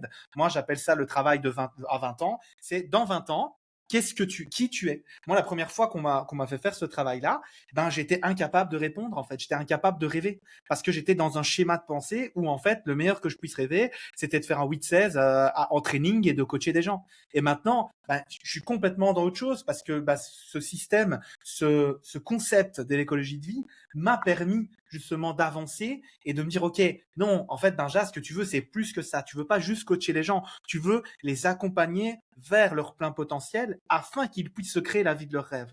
Et là, je reviens à ce que tu as dit avec ces boulimies de formation, etc., où en fait, plus tu creuses, plus tu entends des mots, des choses que tu comprends pas. Et en fait, là, pour moi, tu as vraiment deux grosses solutions. Soit tu dis, OK, je comprends pas, il n'y a pas de souci, et tu restes entre guillemets là, tu vois, tu dis, bon, bah, tu restes à ma place, entre guillemets, d'accord?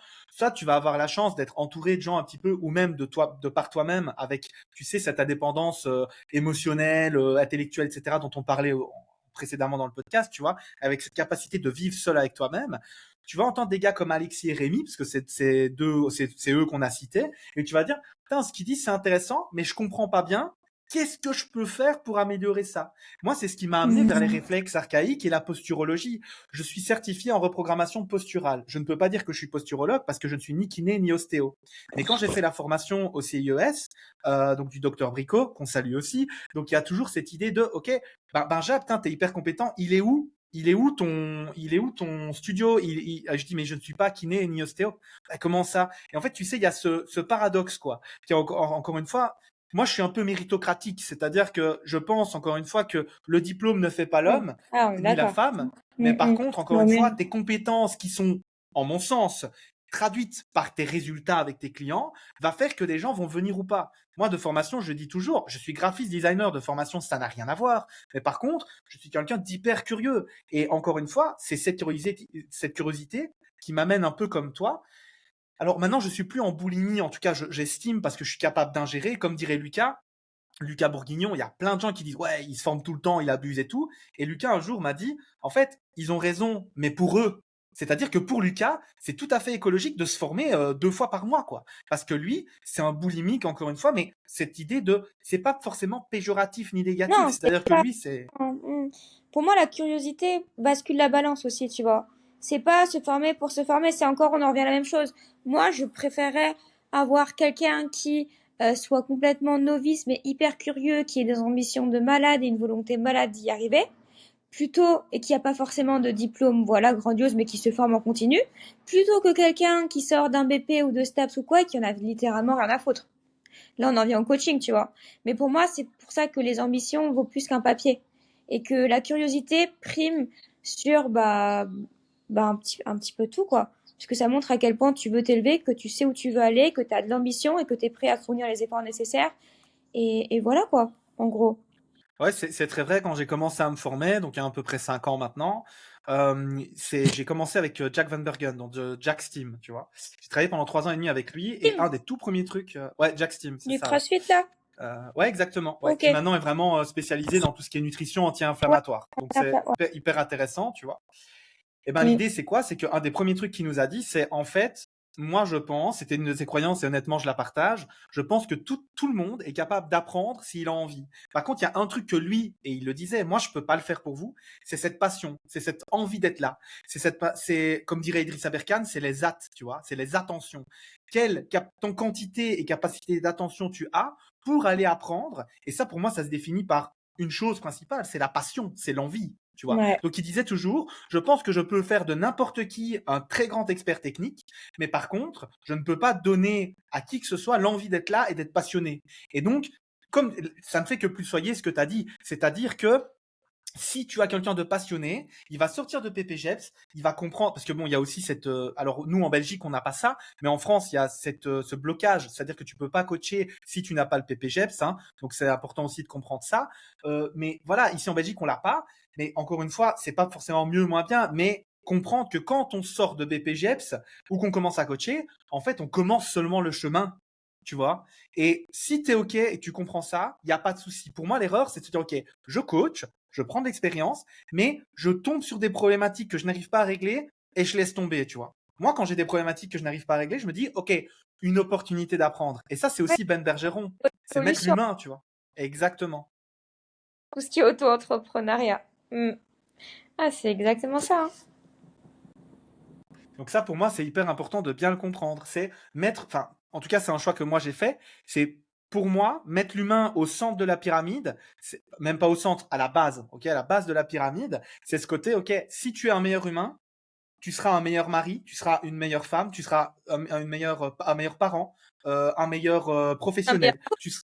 On en revient à ça. Aussi, bien Les gens sûr, ouais. viennent me voir et c'est ça que j'essaie aussi de me dire en continu. C'est qu'en fait, 99%, ils viennent pas pour de la prépa, ils y connaissent rien. Ils veulent que tu les fasses bouger, que tu leur fasses passer un bon moment et s'ils viennent, c'est pour toi. Pour l'authenticité que tu as, on en revient encore à la même chose, hein. Et en fait, c'est ça. Ils viennent pas pour tes connaissances, encore une fois. Et c'est pour ça que l'humain rentre au cœur. Moi, je suis une fille à domicile, je fais limite qu'un travail sur son psychologique. Parce que des fois, je lui demande comment elle va, je sais qu'elle va pas bien, donc je lui repose la question. Elle se confie à moi et en fait, on fait pas la séance, on va marcher, ou je sais qu'elle a besoin de faire de la respiration, ou en fait, j'écoute ses envies, quoi. Et encore une fois, c'est ok. Pour moi, ça reste du mouvement, en fait. Parce qu'elle a pu évacuer, etc. Et que, en fait, c'est pas grave si aujourd'hui ça va pas, mais c'est pas tout noir. Il faut nuancer. Et pour moi, un bon coach, c'est ça. C'est pas en mode, ça va, j'ai mal dormi, j'étais un peu stressée hier. Oh, t'inquiète, il réadapte pas la séance. Je dis pas que c'est mauvais, j'ai pas eu du tout envie de mettre de péjoratif, mais pour moi, il y a mieux à faire et pour ça, il faut commencer à s'intéresser à l'humain. Parce que sans ça, on peut pas aller dans le droit chemin, quoi. On loupe trop d'étapes. Pour moi, c'est hyper important, rien que les questions basiques, hein. T'as dormi comment? Ça a été comment ton alimentation la veille ou la semaine, tout dépend du coaching. Le stress, c'était comment? Tu t'es disputé beaucoup? Basique. Juste basique. Et là, t'as beaucoup, rien que ça, tu grimpes un pas de ouf plutôt que pas poser ces questions et après te demander mais je comprends pas pourquoi il est blessé, pourquoi il perfe pas, pourquoi. Bah, si tu poses ces questions, c'est beaucoup plus rapide. Et la personne se prend beaucoup plus en considération, surtout parce qu'on est humain avant tout. On n'est pas des robots. Donc toutes les séances prêtes, etc., sans adaptation par la suite, peut-être un truc à revoir. Il y a les grandes lignes, ok, mais toujours adapté. Je sais Ouais, pas si t'as j'ai raison, je pense. Dis-moi quoi? je sais pas si j'ai varié un petit peu, voilà, dans mes pensées, mais par rapport au Non, sujet. non, non, c'est top parce qu'encore une fois, c'est s'intéresser à l'autre en fait. Et tu vois, moi j'ai même envie de remettre en question ce que tu as dit, mais tu sais un petit peu en rigolant, c'est ce côté. Est-ce que tu penses que quand tu parles avec la personne dont tu parlais tout à l'heure, tu vois, tu vas discuter, tu vas marcher, tu vas respirer. Parce que tu as dit, c'était mot, on ne fait pas la séance. Mais en fait, on ne fait pas la séance prévue. Mais par contre, je suis d'accord avec toi sur le fait d'adapter. Là, tu fais la séance. Moi, j'ai des gens, c'est Ouais. pareil. Ils viennent et tu sais, ils commencent à discuter. Et oui, mais ça va pas, etc. Mais je vais dire, ok, viens. En fait, moi, j'utilise le mouvement. Je vais dire ça comme ça plutôt que le sport. Le mouvement pour ancrer les changements qui se passent dans la tête dans le monde réel. Ça permet de renforcer, de te tenir encore une fois des autres capacités. Parce que ça m'intéresse. C'est vraiment le fondamental. Moi, je travaille le système d'exploitation. Le système d'exploitation, c'est la tête. C'est le mindset, tu vois. Et encore une fois, c'est ma croyance. Mais je trouve que ce que tu fais, c'est énorme parce qu'encore une fois, alors les gars, je sais que je vais faire créer beaucoup de gens. Vous allez sur ChatGPT, vous tapez les contraintes pour faire une programmation. Il y a 9 chances sur 10 que le mec, le ChatGPT, même pas le mec, hein, mais le ChatGPT, du coup, il fasse aussi bien que vous d'un point de vue programmation pure. Alors là où il pourra pas aller, c'est Là, votre dans le- adaptation, votre humain, etc. Voilà. Et c'est là où Ah, pour moi, il y a beaucoup de coachs qui se perdent, tu vois. c'est exactement ça. Et pour moi, c'est pour ça que et que quand tu vis des choses dans ta vie, forcément, tu crées de la sensibilité. Et c'est aussi pour ça que je trouve on en revient toujours à la même chose, être soi-même et être des fois avec soi-même seulement pour justement essayer de faire du travail sur toi et être curieux en fait, encore une fois. Enfin, c'est que ces termes qui reviennent en boucle, mais pour moi, ça détermine en fait un petit peu tout. Et c'est pour ça que moi, je m'intéresse à tout ce qui est un petit peu holistique comme toi, peut-être pas aussi poussé ou un petit peu une autre vision également. J'ai Mais juste parce que moi, l'expérience, en fait, parce que je suis là ça se depuis plus dissocie longtemps, pas, c'est le tout. esprit se dissocie pas en fait. Et si admettons la personne elle est hyper énervée ou quoi, et je lui avais prévu une séance, admettons je dis juste un travail articulaire, bah là on va peut-être faire de la boxe ou quoi, parce que peut-être que la colère elle l'assimile à vouloir se battre ou quoi. C'est comme les crises d'angoisse. Si admettons tu sens plus ton corps ou quoi et que tu as envie dans ton inconscient tu as envie de taper partout, tu vas pas, quelqu'un va te dire calme-toi, ça va te montrer encore plus en furie, tu vois, et tu vas juste vouloir tout casser. Et en fait, c'est être ça, être à l'écoute de enfin, connaître son corps, etc., comment il fonctionne. Et puis, encore une fois, le mouvement, quoi. Le mouvement, c'est la clé. En fait, c'est ça, c'est le mouvement attire le mouvement et la sédentarité attire la sédentarité. Et c'est forcément, t'es affolé dans ton canapé, tu fais, continue ça pendant 3 semaines. Putain, mais même moi, mais j'aurais plus envie de me lever de mon canapé. Par contre, là, tu te mets une discipline. Encore une fois, discipline. Tu te mets le réveil à 8 heures. Tu te mets dans le bon mood, bonne alimentation. Encore une fois, il n'y a pas d'extrême, juste le juste équilibre. C'est ce qu'il faut pour tenir au long terme. Encore une fois, ça, tu te mets une routine, sport, bonne bouffe, petite détente copain après ton travail parce que tu as bien mérité et tout. Bah, en fait, tu vas avoir envie de te lever, en fait, parce que ton corps, il va te demander le mouvement de bouger. C'est tout énergétique. Ouais. Carrément, mais je suis 100% d'accord avec toi.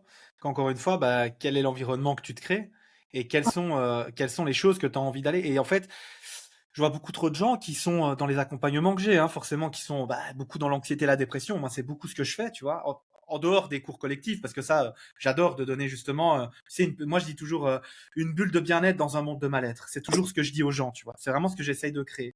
Et en fait, encore une fois, ben, c'est comme tu dis, il y a vraiment beaucoup de gens qui sont perdus, qui sont en apnée toute la semaine, et puis qui vont venir s'entraîner avec moi le samedi, et qui vont commencer à respirer. Mais encore une fois, est-ce que c'est vraiment vivre ou c'est survivre de faire ça, tu vois? C'est exactement ça, c'est survivre, ouais, c'est ça. Mm, mm. Ah non, c'est super intéressant, hein. C'est, ouais, c'est ça. Et puis en fait, on est tellement fait pour le mouvement depuis qu'on est carrément singe. En fait, notre moyen de transport, c'était se déplacer. Pourquoi? Pour se protéger contre le danger, pour se nourrir, pour ses besoins primaires et tout. En fait, c'était notre principal pattern, la marche. Donc là, en fait, on fait tout ce qui est contradictoire. Et après, en plus, on revoit toujours les critères à la baisse. Maintenant, il faut faire de moins en moins de pas, etc. Donc en fait, on est en train de créer un schéma qui est de plus en plus fragile, en fait. Et on n'en Hmm. parle même pas des mouvements, des postures qu'il faut avoir pour ramasser un stylo ou quoi. Enfin, après, ça, c'est un autre sujet. Mais en fait, on pense que l'humain, il est fragile, donc forcément, il va se dire, oh, bah, ouais, ça c'est mauvais, donc il va encore fournir moins d'efforts. Parce que si la société le dit, bon, bah, quoi, bon, bouger, quoi, si en plus, si c'est pour se faire mal, si si on me dit marcher 6 000 pas, mais comme l'humain, il va faire toujours moins, bah, je vais marcher 2 000 pas. Et j'y suis presque à 6 000. Il y a que 4 000 pas d'écart. Bon, ça va, tu vois. Enfin, encore une fois, c'est pas péjoratif, c'est juste faire prendre conscience que, en fait, on peut qu'être mieux qu'avec le mouvement. On dort beaucoup mieux en prenant la lumière du jour, peu importe s'il fasse bon ou mauvais, plutôt que rester enfermé. Si tu marches, ça te libère plein de créativité, d'idées. Enfin, en fait, et ça a été prouvé scientifiquement parlant, c'est rédiger, que le mouvement, mais permet d'être mieux dans sa tête, mieux en santé, a des effets tellement bénéfiques. Donc, en fait, pourquoi s'en priver? Et c'est gratuit. Mais le problème maintenant dans la société, c'est que tout ce qui est gratuit, c'est sous-coté. Par contre, tout ce qui est pistolet de massage, euh, tout ce qui est, enfin bref, bon, je dévie un peu, mais tout ça, Non, c'est très bien, t'as raison. financière, bah les gens ils vont l'assimiler à plus de résultats parce que c'est payant. Alors qu'il faut juste penser aux bases, bonne alimentation, bon sommeil, ça avant de se complémenter, avant de penser à d'autres trucs en fait, les bases, juste les bases, travail articulaire, travail respiratoire, travail cardio, renforcement, force, bam, peu importe, mouvement. Mais c'est ça en fait, les bases. Et ce qui est gratuit en plus.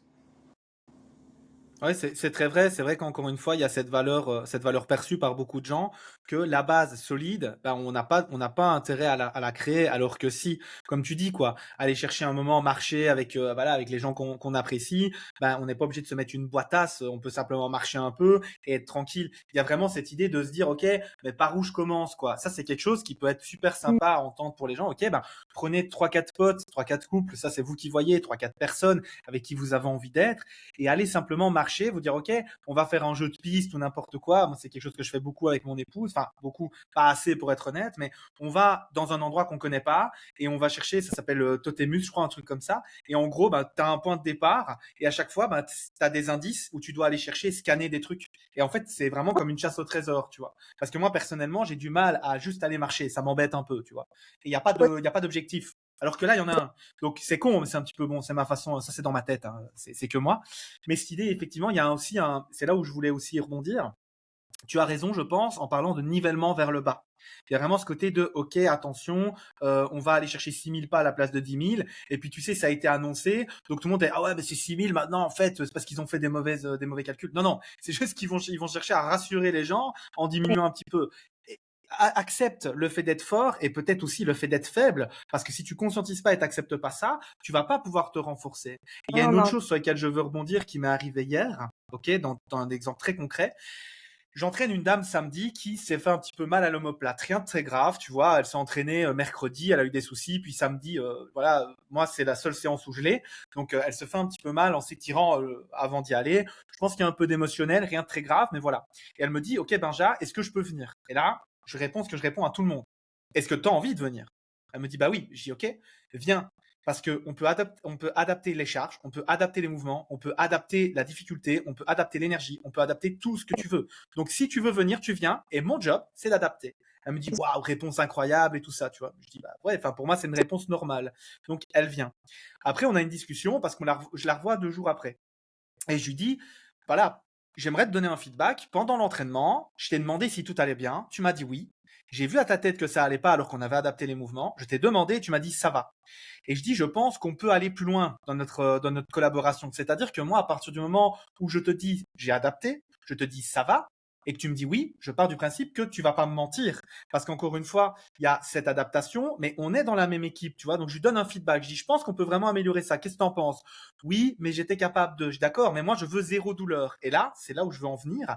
On a une conversation intéressante. Elle me dit, ouais, mais mon kiné, il me dit qu'il faut quand même que je bouge, etc. un petit peu, et zéro douleur, ça marche pas. Je dis oui, oui, mais ton kiné, il a le contexte du kiné. C'est-à-dire qu'il prend déjà la base. Et là, c'est peut-être un biais cognitif, mais il prend la base de personnes déjà sédentarisées.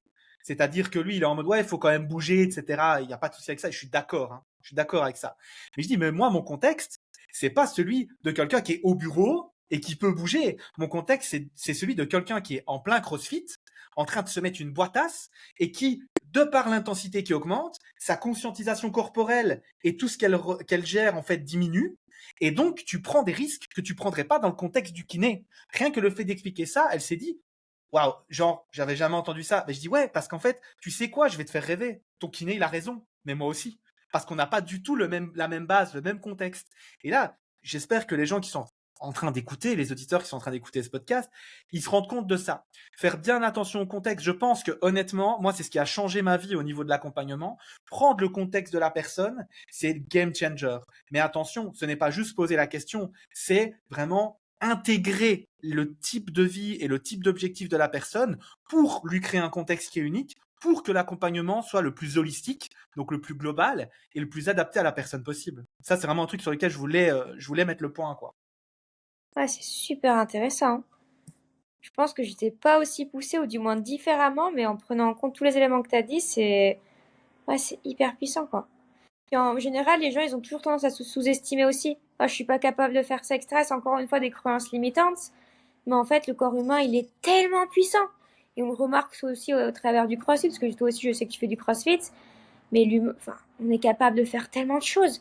De soulever, de courir, de se déplacer, de monter, de grimper, de tirer, de pousser. Enfin, c'est magnifique en fait. Et en fait, les gens, des fois, moi, hier, je WODais, tu vois, il y avait du clean, donc du clean assez lourd pendant le WOD, donc sous fatigue.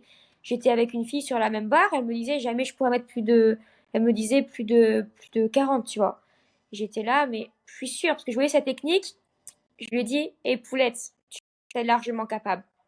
Elle a décidé, au bout de 2-3 minutes, 2-3 barres où j'ai essayé de la corriger un petit peu, etc. Ok, je te fais confiance. Et au final, on a augmenté de 6 ou 7 kilos, je sais plus, ouais, on était à 47, c'était hyper propre et c'était sous C'est fatigue. énorme. Et elle a réussi. Et la technique, elle était très belle. Et en fait, parce qu'elle s'était sous-estimée encore une fois. Et c'est ça, en fait. On s'adapte, le corps, il s'adapte à tout, en fait. Là, du coup, peut-être qu'elle a débloqué une partie de son cerveau. Et c'est ça qui est magnifique. C'est qu'autant il peut s'adapter à la baisse, donc canapé, autant à la hausse, mouvement en continu. Et ça, c'est ça qui est hyper beau et où il faut avoir une lueur d'espoir, quoi. Et que quand tu as mal aussi, petit aparté, ça sert à rien de rien faire. Tu vas juste empirer les choses, atrophier, enfin, rendre encore plus sensible tes mécanismes récepteurs, plein de trucs qui font que c'est pas la solution. Et la solution, encore une fois, comme dans tous les trucs de la vie, ça reste le mouvement progressif, adapté, mais le mouvement, encore une fois. Ouais, 100%, parce qu'au final, la douleur, c'est aussi, bah, c'est les nocicepteurs, quoi. C'est les récepteurs, c'est le message qui est envoyé à la tête et au corps. Enfin, surtout à la tête, on va pas se mentir. Mais cette idée, c'est vraiment, effectivement, c'est une sensibilité. Donc, plutôt que de vous dire, OK, c'est pareil, hein. Je veux dire, je pense qu'on a tous déjà eu un plâtre. Qu'est-ce qui se passe quand on met le bras dans un plâtre? Bah, ça s'atrophie, tu perds du muscle. Il y a rien de positif, en fait. Parce que on manque de mouvement. Donc c'est cette idée de OK, Ouais. t'as raison. Et là aussi, t'as super raison sur adapter. Et adapter par rapport au contexte de la personne et vers quoi il veut aller. Moi, je suis Et quelqu'un, vers quoi il veut aller aussi par rapport à son sport, par rapport à ce qu'il veut faire de la vie, par rapport à... Il y a tellement de choses. Ouais. t'as raison. T'as raison, tu sais, moi je suis coach et je dis toujours aux gens, moi je suis pas un athlète. Il y a plein de gens qui me disent non, mais je dis non, non. Mais moi en fait, entre coacher ou m'entraîner, j'irai toujours coacher. Mais par contre, je m'entraîne pour être bien, tu vois. Alors j'ai déjà eu des perfs où j'étais vraiment pas mal. Mais en fait, dans mon style de vie, ça m'empêchait de faire des choses que j'avais envie de faire, comme coacher plus, me former plus, tu vois. Et je pense que je me suis jamais aussi pas entraîné que maintenant. Mais je suis en train de lancer plein de projets parce qu'encore une fois, j'ai décidé de mettre mon énergie là-dedans. Poser. Alors exactement, voilà, mettre les priorités aux priorités, tu vois. Donc c'est vraiment ce truc-là. Et je dis toujours aux gens, bah, pour le moment, je suis pas dans un équilibre parfait parce que j'ai vraiment envie de m'entraîner plus et tout, mais c'est ok parce qu'encore une fois, mon pourquoi, c'est quoi? Je veux pas aller aux games, je veux pas avoir un clean à 160 kilos, ça m'intéresse pas. En tout cas, tant que maintenant. Mais l'idée, c'est de se dire, ok, ben vers quoi je vais? Et là, ben, lancement de podcast, lancement de projet et discussion game changer pour aider encore une fois un max de gens à peut-être en apprendre un peu plus sur eux-mêmes et leur faire comprendre, parce que c'est l'idée du podcast, que c'est que des croyances limitantes et des plafonds de verre. Et je dis pas qu'on donne des vérités, mais par contre, ça, j'insiste, on est des créateurs de vérité pour nous-mêmes. C'est-à-dire que quand tu dis que tu es capable et quand tu te dis que t'es pas capable, eh ben, tu as raison dans les deux cas, en fait. Donc, lequel est le plus rentable pour toi, tu vois? C'est exactement ça. C'est comment tu vas rebondir sur tes croyances ou sur tes peurs ou sur peu importe qui va faire la différence en fait.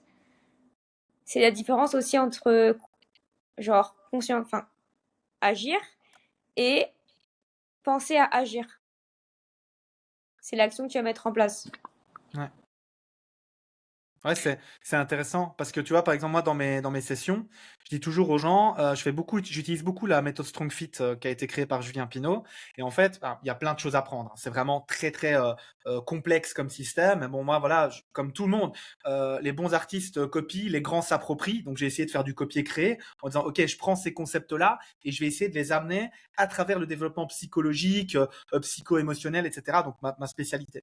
Et en fait, un truc que je dis souvent aux gens, je dis le CrossFit, et le Strong Fit, il n'y a pas de mieux ou de moins bien, ils sont complémentaires. Et complémentaires dans quoi? Le CrossFit, tu vas faire, il n'y a pas de problème avec ça. Le Strong Fit, tu vas essayer de ressentir. Et là, c'est conscientiser en fait. Je dis, OK, et pourquoi est-ce que quand c'est un peu dur, alors on va partir sur un clean, tu vas venir ici, mais tu vas tout le temps t'enfermer, donc tu vas être trapèze de l'espace. OK, je suis d'accord que sur le tirage, on est bien, mais par contre, ici, au niveau de ta stabilisation, tu vas t'écrouler parce que tu n'as aucune conscientisation de tes obliques, tu n'as aucune conscientisation de tout ce qui va te protéger d'un point de vue structurel. Et c'est là où, bon là on part un peu sur le coaching, mais c'est là où c'est hyper important de comprendre, OK, je fais les choses, mais qu'est-ce que je ressens? Et notamment des femmes qui me disent, c'est ouf parce que, putain, quand je travaille avec toi, je pense à rien d'autre, tu vois. Mais je dis, mais c'est comme ça, en fait, que ça devrait Elles être. sont vraiment focus, elles ressentent vraiment leur corps. Et je te rejoins tellement dans ce que tu dis parce que moi aussi, là, je coach des personnes dans une association. Et en fait, les filles, elles voulaient tout faire vite au début. J'étais là, attends, on va revoir les bases parce que déjà, tu sais pas faire une planche. Commande une position statique où tu n'arrives pas à ressentir les muscles que je veux que tu sollicites. Tu veux bouger ton corps, en fait.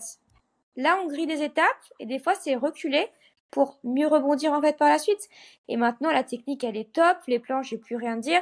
On peut combiner des planches avec des petits mouvements, etc. Toujours, pour moi, avec du ludisme, parce que pour moi, c'est hyper important de ne pas bouger Ouais. pour bouger, mais de privilégier la qualité avant la quantité.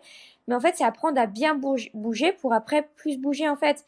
Et pour moi, c'est super important parce que pour moi, tant que tu ressens pas, tu crées pas tes connexions neuronales entre ce que tu veux ressentir et contracter, en fait, tu peux pas conscientiser ce qui se passe dans ton corps. Même, ça commence avec du stretching. La position de l'enfant, tu sais, où tu as tes fessiers sur tes talons, quand tu viens tendre tes bras.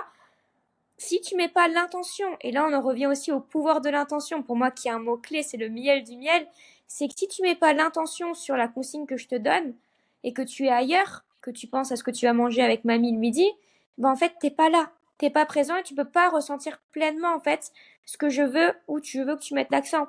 Et c'est pour ça que le coaching c'est tout un art, c'est que chaque exercice, un squat, tu peux mettre une intention différente. Peu importe le mouvement en fait, et c'est pour ça qu'il faut aussi, après on dévie un peu, pas partir de l'exercice en question, mais sur ce que tu veux faire de l'exercice, l'intention que tu veux mettre par rapport à tel ou tel objectif, par rapport à ce que tu vois d'un point de vue technique, ce que tu vas améliorer chez la personne, etc. Et c'est ça, en fait, bien bouger, plutôt que bouger plus et mal, en fait. C'est apprendre à bien L'intention, ouais. Je suis d'accord l'intention. avec toi. Et c'est aussi ma méthode hein, par rapport au Strong Fit où je dis toujours aux gens, ok, enfin ça les rend fous, mais combien de charges, c'est quoi la charge? Je dis ça dépend. C'est quoi l'objectif? Qu'est-ce que tu veux faire? Tu vois, enfin, c'est toujours un exemple que je prends. Je dis, ok, est-ce qu'aujourd'hui tu t'es réveillé, t'as eu la patate, t'as eu une augmentation hier, t'es à fond, tu dis ouais, j'ai tout pété, ou est-ce que malheureusement, le chien que t'avais depuis que t'étais jeune, il est décédé et tout. C'est des trucs un peu forts, mais tu vois à quel point, boum, ça peut bouleverser les gens, tu vois. Et je dis, mais pour moi, voilà, et là je vais un peu plus loin, notamment avec tout ce qui est cycle menstruel féminin. Je comprends pas, et j'en ai encore parlé avec une amie hier, le nombre de coachs, de professionnels de santé, alors je vais parler d'experts du mouvement, d'accord? Parce que en général, c'est des gens qui vous voient, je sais pas moi, entre 3 et 5 fois semaine, minimum une fois, disons-le. Je comprends pas qu'il n'y ait pas de modification, d'adaptation par rapport à ça, parce qu'encore une fois, on sait à quel point les cycles peuvent travailler. C'est encore une fois un sujet de côté, mais quand moi, en tant qu'homme, encore une fois, grosse barbe, tatoué, j'arrive et je dis, t'en es où de ton cycle? Moi, j'ai jamais eu qu'est-ce que tu racontes? C'est, ah ouais, ça t'intéresse? Je dis, bien évidemment, d'un point de vue hormonal, physiologique, mindset, ça travaille. Ah oui, et en fait, elles sont interpellées de se dire, ok, putain, un homme vient chercher ça. Et encore une fois, je ne suis pas en train de dire, je suis au-dessus. C'est ce côté de, moi, je me suis rendu compte que mes athlètes que je suivais en CrossFit étaient impactés par ça, parce qu'encore une fois, création de défaites, c'est-à-dire qu'elles sont en plein dans le cycle menstruel, la mauvaise semaine, elles sont réglées à fond, perte de sang, perte de fer, enfin, tu vois, hormonalement, bon, il y a moins d'influence, il y a moins d'impact, mais on n'est quand même pas dans une énergie dingue, et on leur demande de faire une PR en front squat. Comment tu veux qu'elle gagne, en fait? Comment tu veux? D'où Tu le vois? sens de rentrer dans les détails et dans l'humain, quoi. Le contexte et l'humain et l'adaptation, 100%. Donc, tu vois, on tourne, mais encore une fois, tout ça, c'est cette envie d'être authentique, d'amener les bonnes personnes et aussi, bah, est-ce que j'ai des gens qui me disent, ouais, Benja, t'es farfelu, t'es un gourou, t'es un magicien. J'ai déjà eu beaucoup de termes. T'es un druide aussi, ça j'aime bien, ça me fait rire. Mais tu vois, c'est cette idée de, ouais, bah, si tu veux, mais en fait, je suis pas un gourou, je suis juste un gars. Je dis souvent, je suis pas un génie, j'ai juste compris des systèmes et je vous les fais conscientiser. Et Mm. comme je suis extrêmement curieux, ben, il y a des gens qui sont d'accord, des gens qui sont pas d'accord. Et je vous dis, on est toujours, et ça, c'est Pierre Etchart qui m'a ouvert les yeux sur un monde incroyable avec la physique quantique, etc., où il dit, on est toujours limité, et ça, je n'avais pas conscience avant le Festival du potentiel humain, on est toujours limité par nos connaissances et nos perceptions de ces connaissances, de par les outils qu'on utilise. Et quand tu comprends ça, tu te dis, putain, mais en fait, la nutrition, Répétez, s'il te plaît, juste 2 secondes. excuse-moi, ouais, je m'emballe. On est toujours limité par notre compréhension des choses, de par les outils qu'on utilise pour les analyser. Tu vois? Donc, c'est-à-dire que, bah, pareil, tu as un microscope qui va te permettre de voir que la Lune. Bah, tu vas dire, ok, super, la Lune, c'est beau. Mais maintenant, on a des microscopes qui nous permettent de faire quoi? D'aller voir Vénus, que sais-je, je suis pas astrophysicien, je suis un peu nul là-dedans, mais on comprend l'idée, c'est que on va toujours être influencé par la capacité de nos connaissances et de nos capacités techniques. Tu vois? Donc, Mm. et d'ailleurs, on dit souvent les choses qui technologiquement sont trop avancées et qui sont incompréhensibles, on appelle ça de la magie. Mais c'est juste que c'est pas compréhensible pour nous, tu vois. Mm. Et c'est un peu, voilà, fan d'Harry Potter, petite dédicace. Mais cette idée de vraiment se dire, ok, maintenant c'est pas de la magie, c'est juste quelque chose que je comprends pas. Et là encore une fois, on en vient aux deux styles, qui est, ok, je comprends pas, ça m'intéresse, j'ai envie d'apprendre un peu plus, ou alors, ouais, ça me fait peur parce que l'interrogation et la non connaissance de quelque chose peut faire peur. Et là, peut-être se braquer un peu. Et moi, j'ai cette envie, en tout cas cette ambition, hein, parce que c'est un mot qui revient aussi beaucoup entre nous, de me dire, ok, ben j'ai ces capacités mentales, on va essayer d'y aller. Et en fait, encore une fois, de par ces connaissances que je n'ai pas, tu m'élèves en fait. Tu m'apprends Ah, à apprendre. j'ai vu l'autre aspect. J'ai peur, donc je vais me mettre dans ma carapace et pas m'ouvrir. Mais du coup, c'est un peu être fermé d'esprit, ça. Bon, c'est un peu différent. Mais c'est vrai que je l'avais jamais vu comme ça. C'est vrai que moi, c'est Je, tellement l'opposé comme toi, je pense. je pense que c'est pas être fermé d'esprit. Je pense que c'est se limiter dans son évolution et dans son apprentissage. Mais après, on en revient à l'écologie de vie. Est-ce que te limiter pour le moment et te protéger, parce on parle que de ça, tu vas toujours prendre la solution qui est la plus rentable pour Économique. toi. Ouais, exactement. Et est-ce que pour le moment, c'est pas ça en fait? Moi, je te dis, c'est plus rentable pour moi d'échouer que de pas essayer. Donc forcément, moi, quand je vois des gars où je comprends Ouais. rien du tout, ça me fait rire. Ça me fait rire. Et ça les fait rire, ces gars-là. Je dis, putain, j'ai rien compris, c'était incroyable. Ils rigolent, tu vois. Ils font, mais quoi? Mais je dis, non, j'ai rien compris, c'était incroyable. Mais du coup, dis-moi en plus, quoi. Parle-moi de ça. Et après, je pense aussi que j'ai ce côté un peu voilà très intelligence conceptuelle où en fait dans la pratique dans la vie de tous les jours je suis un peu nul, tu vois. Mon épouse m'aide vraiment beaucoup là-dessus parce que je suis vraiment nul, mais par contre ce côté de putain, comprendre des choses, faire des points, tu vois, interliguer, donc vraiment lier les points de connaissance, etc. J'adore, c'est l'intelligence en fait, hein, c'est la Mm, définition de mm. l'intelligence. Moi, je me considère pas comme quelqu'un d'intelligent, mais par contre, encore une fois, je pense que je suis quelqu'un de débrouillard et de malin, et j'adore parce que je suis curieux. Et En encore fait, une fois, ça, on a vas-y, appris genre vas-y. de choses, hein. C'est que la curiosité, c'est, Exact, exact. ça fait, c'est tellement une force, je trouve, qui, bon, si je bois un petit coup. Vas-y, vas-y. Et ici, j'en profite. Par rapport à tout ce qu'on vient de dire, tu vois, de se dire, ok, bah, on est parti quand même dans pas mal de sujets. J'aimerais bien aussi que, avant d'entamer la dernière partie, on parte un petit peu sur, tu sais, l'articulaire qui est sous-coté. On en a un peu parlé avec Romain Bénézi. Je sais qu'on va en parler Mm. avec un autre invité. Je citerai pas le nom parce que il va falloir regarder. Mais l'idée ici, c'est ce côté, l'articulaire est sous-coté. Et est-ce que toi, tu l'utilises aussi justement avec des contextes bien précis et pour aller vers des objectifs bien précis avec les gens? Ça m'intéresse un peu d'avoir ta méthode par rapport à ça. Ouais. Alors déjà, moi, j'utilise dans un premier lieu, bah, dans l'association où je suis, où en gros, c'est des personnes qui ont absolument pas conscience de leur corps dans l'espace. Donc là, très basique, je commence, tu sais, par des rotations articulaires contrôlées. Donc pour rappeler un petit peu explicitement ce que c'est, ça va être en gros des rotations que tu vas faire avec tes articulations en essayant de faire toute leur amplitude possible, donc de chercher tes fins d'amplitude, etc. Donc ça va avoir pour but justement de retrouver les amplitudes que tu as perdues ou également essayer de retrouver surtout du contrôle moteur. Et donc je vois sur ces personnes-là, quand je leur fais des mouvements, elles sont un peu perdues dans l'espace, donc du coup je mets en place un programme articulaire en fonction. Je peux pas individualiser le tout parce qu'ils sont 15 Et c'est très frustrant d'ailleurs parce qu'il y a beaucoup de choses qu'on pourrait faire qui sont passionnantes, mais globalement, j'utilise la mobilité articulaire pour ça. J'utilise également tout ce qui est rotation parce que c'est les fonctions primaires, bon, hormis la colonne, donc sans bonne rotation, tu pourras pas espérer avoir de bonnes flexions, extensions, abduction ou adduction par exemple. Donc c'est pour essayer d'optimiser le travail. Mais sinon, voilà, donc pour cet aspect-là, j'utilise ça. Et sinon, pour tout ce qui est retour de blessure aussi, en fait, pour moi, c'est un game changer, l'articulaire également. C'est un outil parmi tant d'autres. C'est une porte d'entrée, comme dirait Romain également. C'est comme les réflexes. C'est les articulations, c'est ce qu'il y a pour très verbaliser en premier dans ton corps. Sans bonne articulation, tu peux pas espérer avoir de bonnes fondations, avoir de bons muscles. Si admettons t'es limité en flexion d'épaule et que tu fais du crossfit, comment veux-tu espérer taper tes meilleurs jerks, tes meilleurs snatchs sans être déstabilisé avec ta barre, sans compenser avec tes hanches si Dieu merci tu en as des bonnes, ou peu importe ton thorax, etc. En fait. Donc d'un point de vue surtout longévité, d'un point de vue diminution du risque de blessure, parce qu'avec des articulations fortes, tu vas minimiser ta blessure, qui pourra peut-être être les croisés à juste une entorse du genou, quoi. Bref, ça, tout ce qui est forcément performance, parce que rien que on va prendre l'exemple du CrossFit, car on en fait tous les deux. Si admettons tu manques de flexion d'épaule, forcément tu vas devoir compenser en essayant de te stabiliser sur tes thrusters, et admettons t'en as 60, ça va être long ton WOD. Ça va te créer beaucoup plus de fatigue, beaucoup plus de compensation, qui vont te générer beaucoup plus de douleur. En fait, c'est un cercle vicieux. Sans de bonnes articulations, pour moi, tu ne peux pas espérer performer ou durer dans peu importe ton quotidien. Et pour moi, en fait, je me suis vraiment intéressée au travail articulaire parce que j'ai une petite histoire, une petite aparté, c'est que j'ai commencé le CrossFit complètement gaga quand il faut se mettre des cartouches dans le sport. Je suis la première. J'adore ça, déconnecter de mon corps. Et en fait, j'avais aucun prérequis.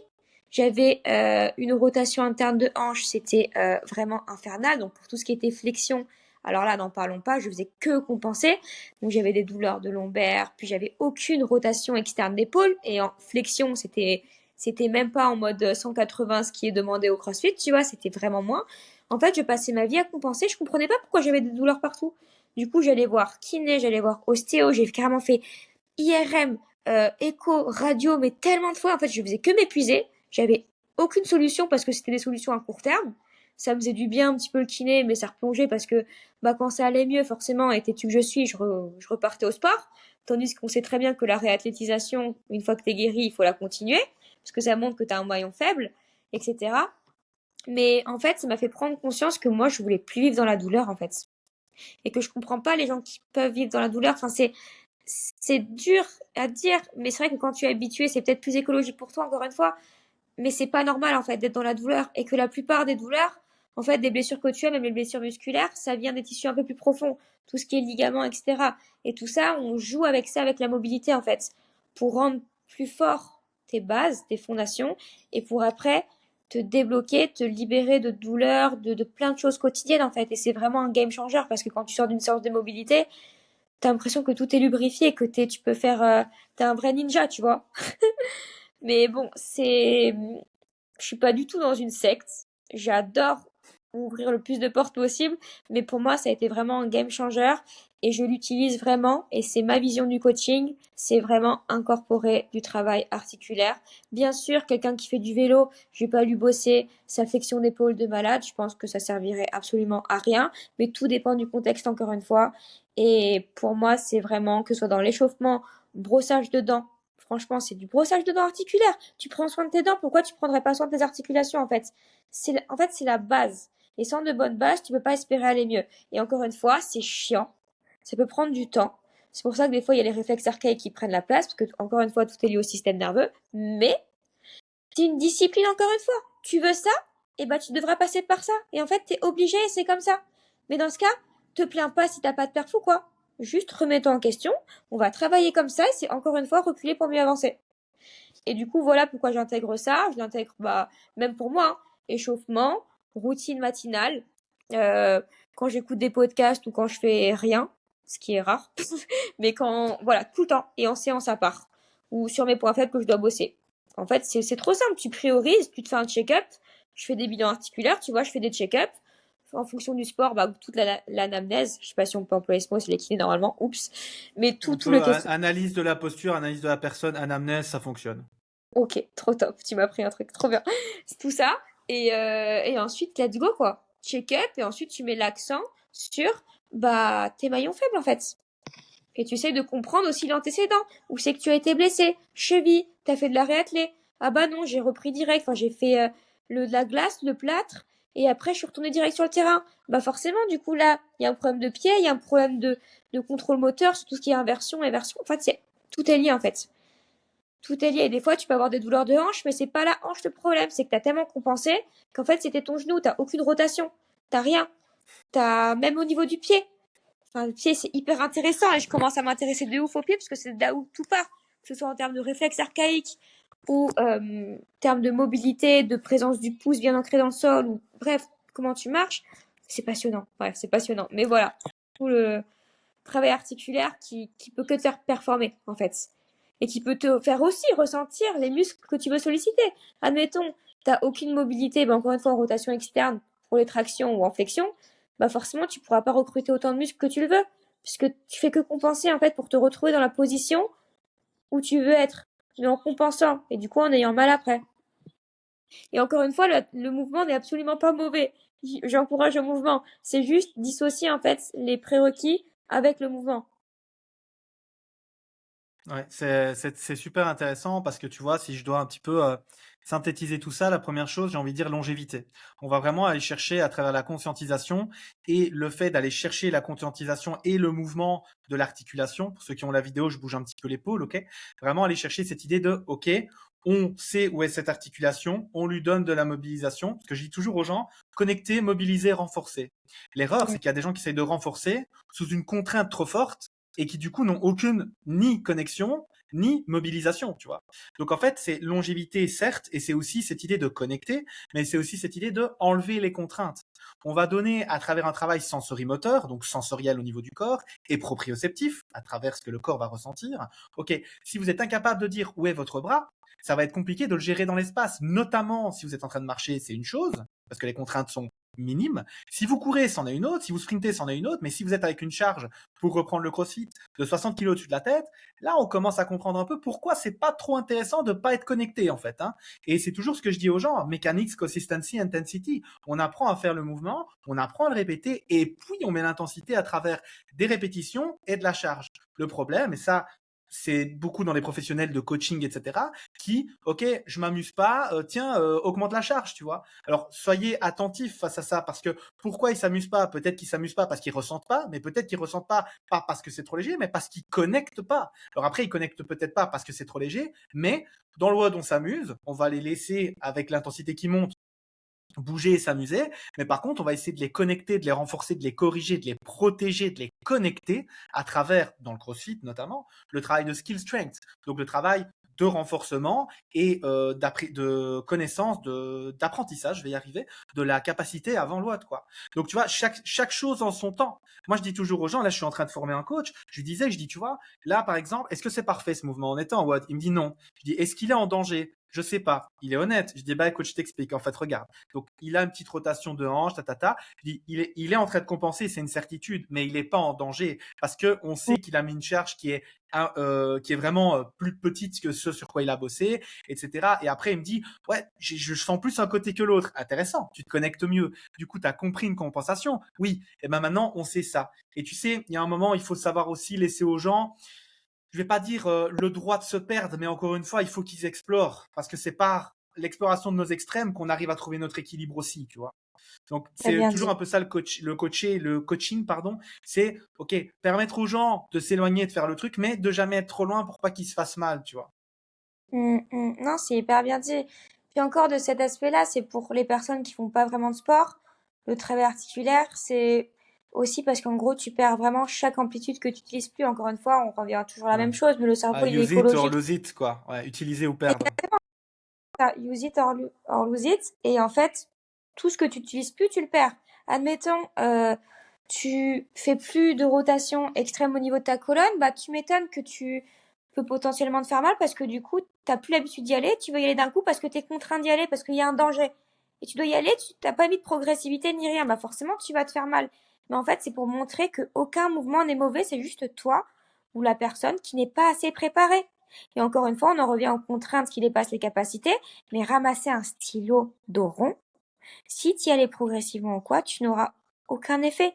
Et ton dos est capable de faire flexion, extension, inclinaison, rotation, et il est capable de subir des contraintes, mais il faut y aller juste progressivement. Et c'est là tout le travail de mobilité, parce qu'en fonction de la gravité, en fonction des contraintes que tu vas mettre sur telle position ou quoi, de l'intensité que tu vas mettre, de l'intention, etc., on en revient toujours aux mêmes thématiques, plus ou moins tu irradieras de groupes musculaires et tout pour mettre plus de force, mais en fait tu vas pouvoir jouer sur plein de facteurs pour faire une surcharge progressive, mais surtout en fait pour permettre à tes articulations de revivre en fait, de recréer de l'espace et que ton cerveau, ton système nerveux se dise ok, en fait je peux aller là sans être en danger. Et c'est d'où l'importance du stretch aussi, c'est pour enlever tout ce réflexe de danger, ce réflexe myotatique où tu viens stretcher au début, mais tu viens pas juste stretcher parce que le stretching c'est bien, l'effet placebo ça a été prouvé, c'est cool, mais en fait si tu veux juste t'assouplir, il y a autre chose à faire en fait. Il y a une autre porte à rajouter, c'est forcer, tout en essayant de contrôler ta force pour libérer un petit peu, te dire à ton système nerveux, c'est ok, il n'y a pas de danger, je peux forcer et je peux être plus fort aussi. Et en fait, ça te sert partout. Moi, le crossfit, j'ai jamais été plus fort, tu vois. Et même là, le crossfit, tu vois, c'est beaucoup plus en sagittal. Et je sais que moi, je bosse mes rotations de genoux absolument parce que tout ce qui fait flexion, extension, tu as tes rotations. Je bosse mes rotations thoraciques parce que j'ai beaucoup de tension au niveau des lombaires et que ça me libère tout. Enfin, tu vois, c'est peu importe ce que tu fais, c'est pour moi une base avant tout. Et ça libère vraiment des douleurs parce que la plupart des douleurs c'est articulaire parce qu'en fait on bouge plus, on est trop sédentaire, on est assis constamment, donc on s'enraidit et en fait on n'a plus l'habitude d'explorer toute l'amplitude de mouvement que peut nous permettre nos articulations en fait. Et c'est ça le vrai problème, c'est que tous les échauffements que je vois en salle de sport et tout, c'est vraiment du brassage devant, c'est des échauffements de poignets comme ça, c'est de la tectonique avec les épaules, c'est en fait, c'est pas de leur faute, tu vois, c'est juste que c'est encore à l'école, c'est encore l'échauffement de l'école, mais en fait, là, on n'explore que partiellement les amplitudes de mouvement, et en fait, on ne met aucune intention. Et tant qu'on met pas d'intention, on peut pas faire un travail optimal. Donc, autant rentabiliser la chose. Ça prend exactement le même temps, sauf que c'est plus énergivore. Certes, mais c'est comme ça que ça fonctionne. C'est comme ça qu'après, tu vas créer des adaptations. Et certes, je reviens à mes petites mamies de l'association et tout. Mais maintenant, rien que en essayant le travail à quatre pattes de la colonne vertébrale, tu vois, en dissociant chacune des vertèbres, au début, il n'y avait aucun contrôle moteur. On devait commencer par différentes positions. Mais maintenant, ça n'a rien à voir. En fait, il y a beaucoup moins de tremblements, il y a beaucoup moins d'appréhension et tout. Et en fait, c'est juste une question, t'as ouvert la porte à ton système nerveux. Et ça, c'est incroyable aussi. Parce que quand t'as des retours en mode putain, je sens mon doigt nouveau, putain, c'est dingue, j'ai plus de douleur là là là, je suis pas du tout un gourou, je suis novice encore, j'apprends tous les jours. Mais en fait, c'est satisfaisant parce que ça montre que ça marche en fait. Et que c'est cool. C'est fun. Je sais pas. Ouais, c'est exactement ça, être aligné, donner la possibilité aux gens d'un petit peu voir autrement. Et encore une fois, j'en viens à cette longévité. La santé, c'est ça, c'est être le plus en santé possible, donc le plus indépendant, ou en tout cas en pleine, entre guillemets, possession de ses capacités physiques et mentales le plus longtemps possible. Et c'est ce que je souhaite à tout le monde, tu vois. J'ai entendu pas plus tard qu'hier David de Limitless Project qui mettait une petite vidéo où il expliquait qu'en fait, en moyenne, on vivait en France. Alors Belgique, ça doit pas être très loin de ça au niveau des chiffres. En moyenne, on vivait plus ou moins 85 ans, ok, la moyenne, d'accord, donc il y a plus, il y a moins, ok. Mais par contre, il y a une autre étude qui est venue en mode, ok, mais en santé, donc indépendant, etc., bien-être, on vit jusque quel âge en moyenne? On est en santé jusque quel âge? La moyenne était de 64 ans. Et tu dis, putain, ça veut dire que pendant 20 ans, ouais, exactement, j'ai fait la même tête que toi. Donc, c'est le côté, donc pendant 20 ans, tu subis la vie, en fait, tu vois. Donc, ça, c'est un truc, moi, ça me fait flipper. Personnellement, ça me fait flipper. Et pas que je suis un carré du sport, etc. Mais par contre, je me dis, OK, en fait, à partir du moment où tu es plus indépendant, un minimum en tout cas, tu vois, donc pouvoir marcher, faire tes courses et tout ça, est-ce que la vie, c'est vraiment la vie, tu vois? Je pose la question. Et après, maintenant, on est dans un milieu aussi, une société où, de mon point de vue, encore une fois, ce n'est pas sain d'être adapté à une société qui est elle-même malade, mais on est aussi dans une société où maintenant, l'ignorance est un choix. C'est-à-dire que c'est encore une fois à toi de prendre l'énergie, de structurer ta vie pour pouvoir te mettre en place les choses. Je dis pas aux gens de faire du sport. Par contre, je dis aux gens comme toi de faire du mouvement. C'est-à-dire de se mettre des moments dans leur vie où ils sont en introspection, ils sont connectés avec eux-mêmes, ils vont simplement aller chercher 5 minutes d'articulaire, 5 minutes de vélo, voilà, discuter, prendre une fois ou deux par mois, hop, un petit sac à dos, aller discuter pendant les 4 heures de marche avec des amis. Et je vois à quel point ça peut ouvrir la tête, l'esprit, le corps à toutes des choses positives. Le positif attire le positif. Donc si vous êtes non-stop dans un monde où tout est négatif, ça ne peut pas fonctionner, ça ne peut pas. Mm, mm. Non, non, non, c'est super intéressant et c'est totalement vrai. Après, je voulais dire un truc, je crois que j'ai oublié, mais il faut que je m'en souvienne. Euh, c'est aussi qu'on a toutes les infos gratuites maintenant, donc en fait, il n'y a plus Ouais, d'excuses. c'est Tout ça. gratuitement. Même moi, la première, je me noie dans tout ça. Il y a des bonnes infos à prendre, il y en a des mauvaises, tout ce qui est des influenceurs et tout, quelquefois. Mais en fait, tout est gratuit. Tu choisis un exercice, c'est bon, au moins tu es en mouvement. Si t'aimes pas le mouvement, bah tu fais un jeu avec ta famille, tu fais un jeu de loi, ou oh j'ai pioché sur 4, boum, 4 burpees, over de partenaire, tu vois. Enfin, tu peux rendre tout ludique en fait. Et en fait, faut pas se forcer à faire quelque chose que t'aimes pas. Si admettons t'aimes pas aller à la salle, va pas à la salle. Tu sais que tu ne tiendras même pas au moyen terme. Par contre, si tu préfères faire du skate ou quoi, ou aller surfer, mais tu sais quoi, va surfer, mets juste ton corps en mouvement. Échauffe-toi au préalable bien comme il faut et c'est comme ça que tu tiendras au long terme. C'est comme les diètes, c'est comme tout en fait. Faut être juste aligné avec ses choix et c'est pour ça que c'est important de comprendre qui on est pour justement pas suivre la troupe et justement faire ses propres choix tout seul en fait. Rester authentique pour se respecter. Ouais, j'aime beaucoup ça. Ah, exactement. Avant de partir sur la partie finale, du coup, la dernière partie, est-ce qu'il y a un sujet que j'aurais peut-être omis ou que tu as envie d'adapter, enfin, t'as envie de discuter, ou alors on part sur la dernière partie? Ouf. Honnêtement, je pourrais discuter beaucoup avec toi. Mais comme j'ai mon cerveau C'est qui part, l'objectif. j'arriverai pas à structurer mes questions. Mais je sais pas combien de temps on en aura après. Mais à De toute part si façon, toi t'as un ici, autre voilà, sujet l'idée, non, ici, en hyper. fait, tout ce qu'on avait préparé, ça a été discuté.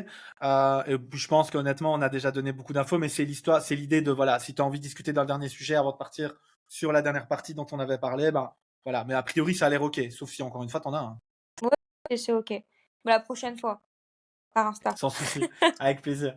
Alors, ici, du coup, on entre dans la dernière partie. Donc, c'est vraiment des questions que je garde, en fait, à chaque fois, qui vont peut-être se modifier au fur et à mesure, mais l'idée, c'est vraiment de rester, voilà, sur les mêmes questions à chaque fois pour les invités.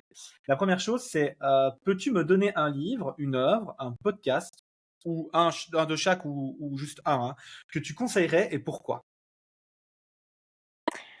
Euh, bon, podcast, il y en a beaucoup trop et j'ai pas trop les titres sous les yeux parce que j'adore ça et j'ai découvert beaucoup de pépites. Mais une qui a beaucoup changé ma manière de voir les choses et m'intéresser au système nerveux, c'est Camille Thomas. Voilà, donc je vais pas donner un podcast spécifique, mais cette fille-là, si vous posez des questions sur un peu vos traumas, votre état, tout ce qui est sympathique, dorsal, enfin tous les différents états du système nerveux, hyper intéressant. Elle verbalise très bien, donc je vous invite vraiment à la suivre parce qu'elle est valeur gratuite de fou en fait, du contenu gratuit de fou. Tant que livre, j'ai beaucoup de troubles d'attention avec mes pensées. C'est voilà, au moins je le sais, je travaille sur ça. Donc un peu compliqué pour moi de lire. Par contre, je suis en train de lire le livre. Je suis en train de lire le livre de Lucas, l'écologie de la vie. Je l'ai un peu mis en stand-by en ce moment parce que je sais que ça va me mettre une énorme claque encore et que je crois que je suis pas encore prête parce qu'il y a beaucoup trop de valeur sur tous les aspects de la vie. Donc, tu l'as fini, toi? Ouais, ben, j'ai même une interview dedans, moi. Donc ouais, ouais, en fait l'idée c'est très pratique, hein, avec Lucas. Donc c'est vraiment ce côté que pareil, j'ai eu des gens qui m'ont envoyé des messages en disant j'aimerais bien qu'on se voit pour faire les travaux pratiques ensemble. Donc voilà, pareil, si vous êtes un petit peu dans la région, des choses comme ça, n'hésitez pas à envoyer des messages parce que c'est vrai que pour la petite info, comme tu dis, c'est un peu bouleversant, mais à travers les actions qu'on va mettre. Donc c'est pas un bouquin qui vous invite juste à lire, c'est un bouquin qui vous invite à lire pour conscientiser et comprendre, mais aussi à agir sur les choses parce qu'encore une fois, sans action, bah, en fait, il n'y a pas d'avancement, quoi. Ah, c'est exactement ça. C'est pour ça que là, j'essaie de m'y replonger. Et c'est vrai qu'à chaque fois que je tombe sur les exercices pratiques, je me fige. Et je sais plus qui je suis. Parce que d'un côté, j'ai du mal à faire de l'introspection très profonde sur ça, même si je sais que sans ça, cet outil devant moi, je sais qui je suis et je sais, etc., mes ressources, mes contraintes qui me freinent actuellement.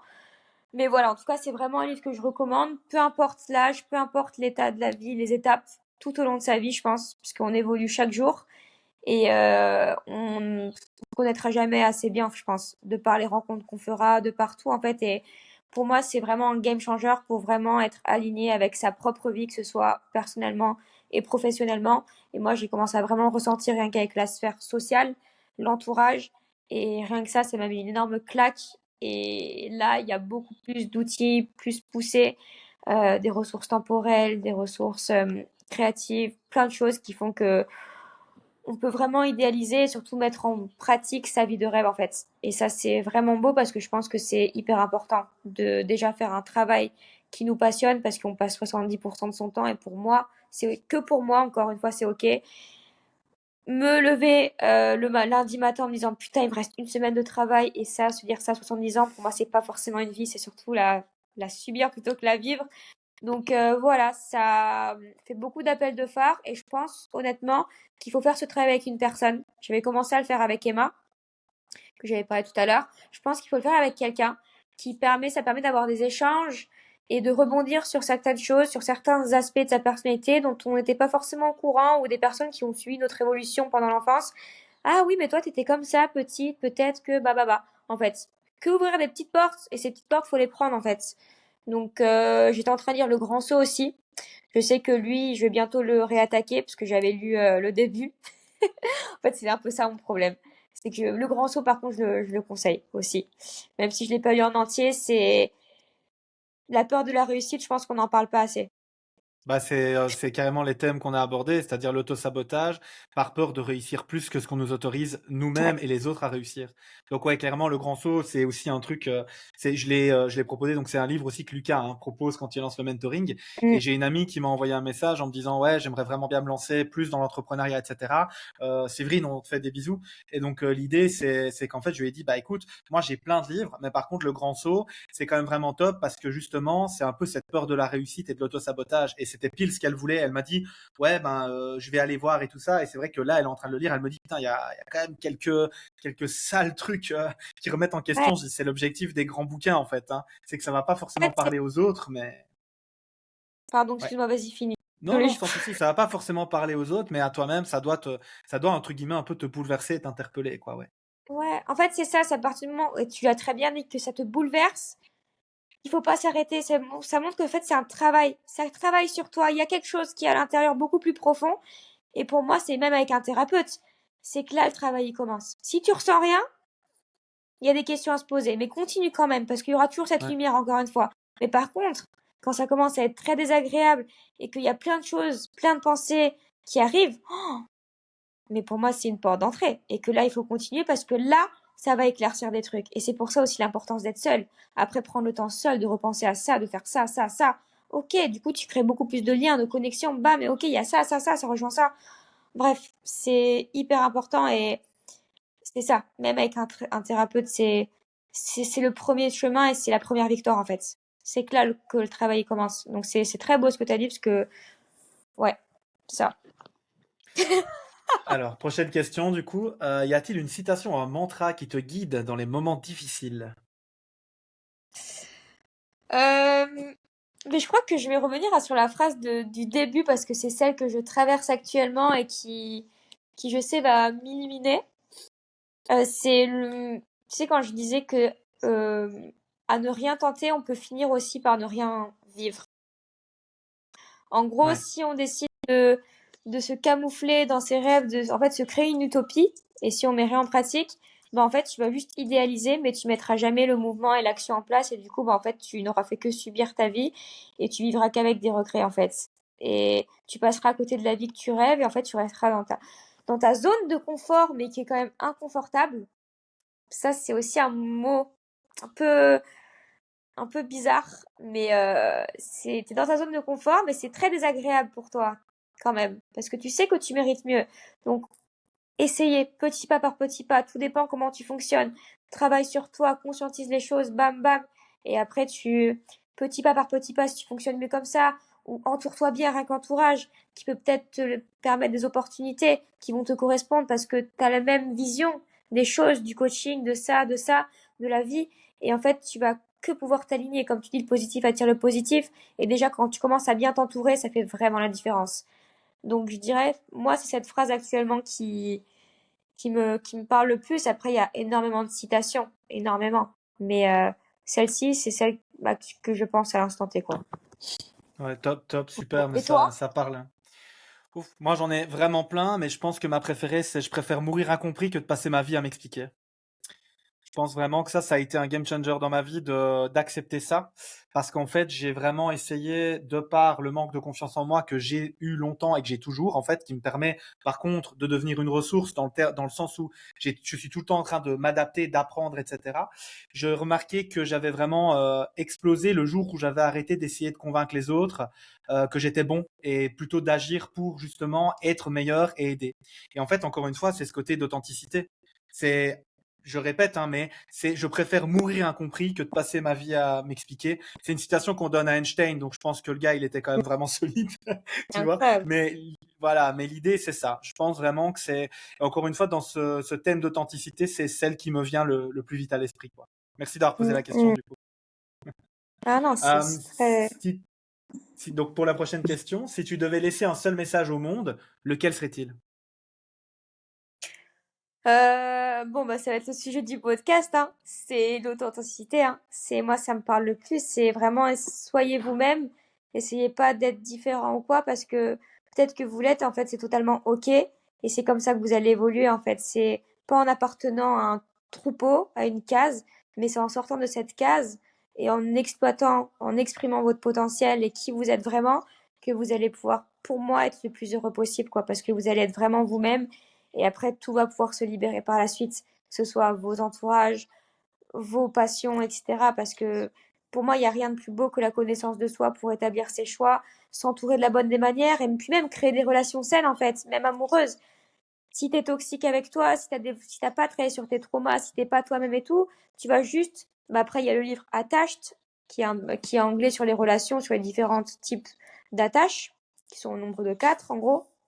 Et en fait, on va toujours attirer ce qu'on reflète en fait. Et tant que tu n'as pas travaillé sur ça, tu pourras pas forcément espérer, ou même si t'es pas toi-même ou si t'es pas bien avec toi-même, tu pourras pas espérer avoir une relation où tu seras bien parce que tu auras toujours des peurs, de la jalousie, enfin des sentiments un peu négatifs qui font que tu vas toujours, ouais, être un peu négatif quoi. Donc pour moi, être soi-même, se connaître et tout, et être authentique aussi. Franchement, c'est beau quoi. Je suis partie Ouais, un peu dans tous c'est le les sens. thème du. Non, c'est le thème du podcast. Je suis tout à fait d'accord avec toi. L'authenticité et l'honnêteté envers soi-même, tu vois. Donc c'est top. Si tu pouvais remodeler la société pour mieux soutenir le bien-être individuel, quel changement majeur proposerais-tu? Déjà le mouvement. Movement is key, franchement. C'est parce qu'on est fait pour ça en fait. Et tout part par le mouvement. Tout part du mouvement, que ce soit d'un point de vue corporel ou au niveau de ta petite tête. C'est incroyable. Ça apporte que des bénéfices. Donc pour moi, il y a le mouvement pour la vie et aussi l'apprentissage. N'ayez pas peur d'être curieux. Encore une fois, de vous pencher sur des sujets qui vous tiennent à cœur et tout, parce que on est fait pour évoluer. Encore une fois, je vais me répéter, mais on est fait pour ça en fait. Et l'humain, il n'est pas fait pour rester dans ses acquis en regardant la télé, enfin, il y a rien de péjoratif dedans, mais en bouffant des infos et pas se faire sa propre vision et sa propre réflexion par derrière en fait. Et c'est ça le problème actuellement, c'est que à travers ça, à travers la télé-réalité, où j'ai même pas la télé chez moi, mais bref, petit aparté, on s'en fout, c'est cool.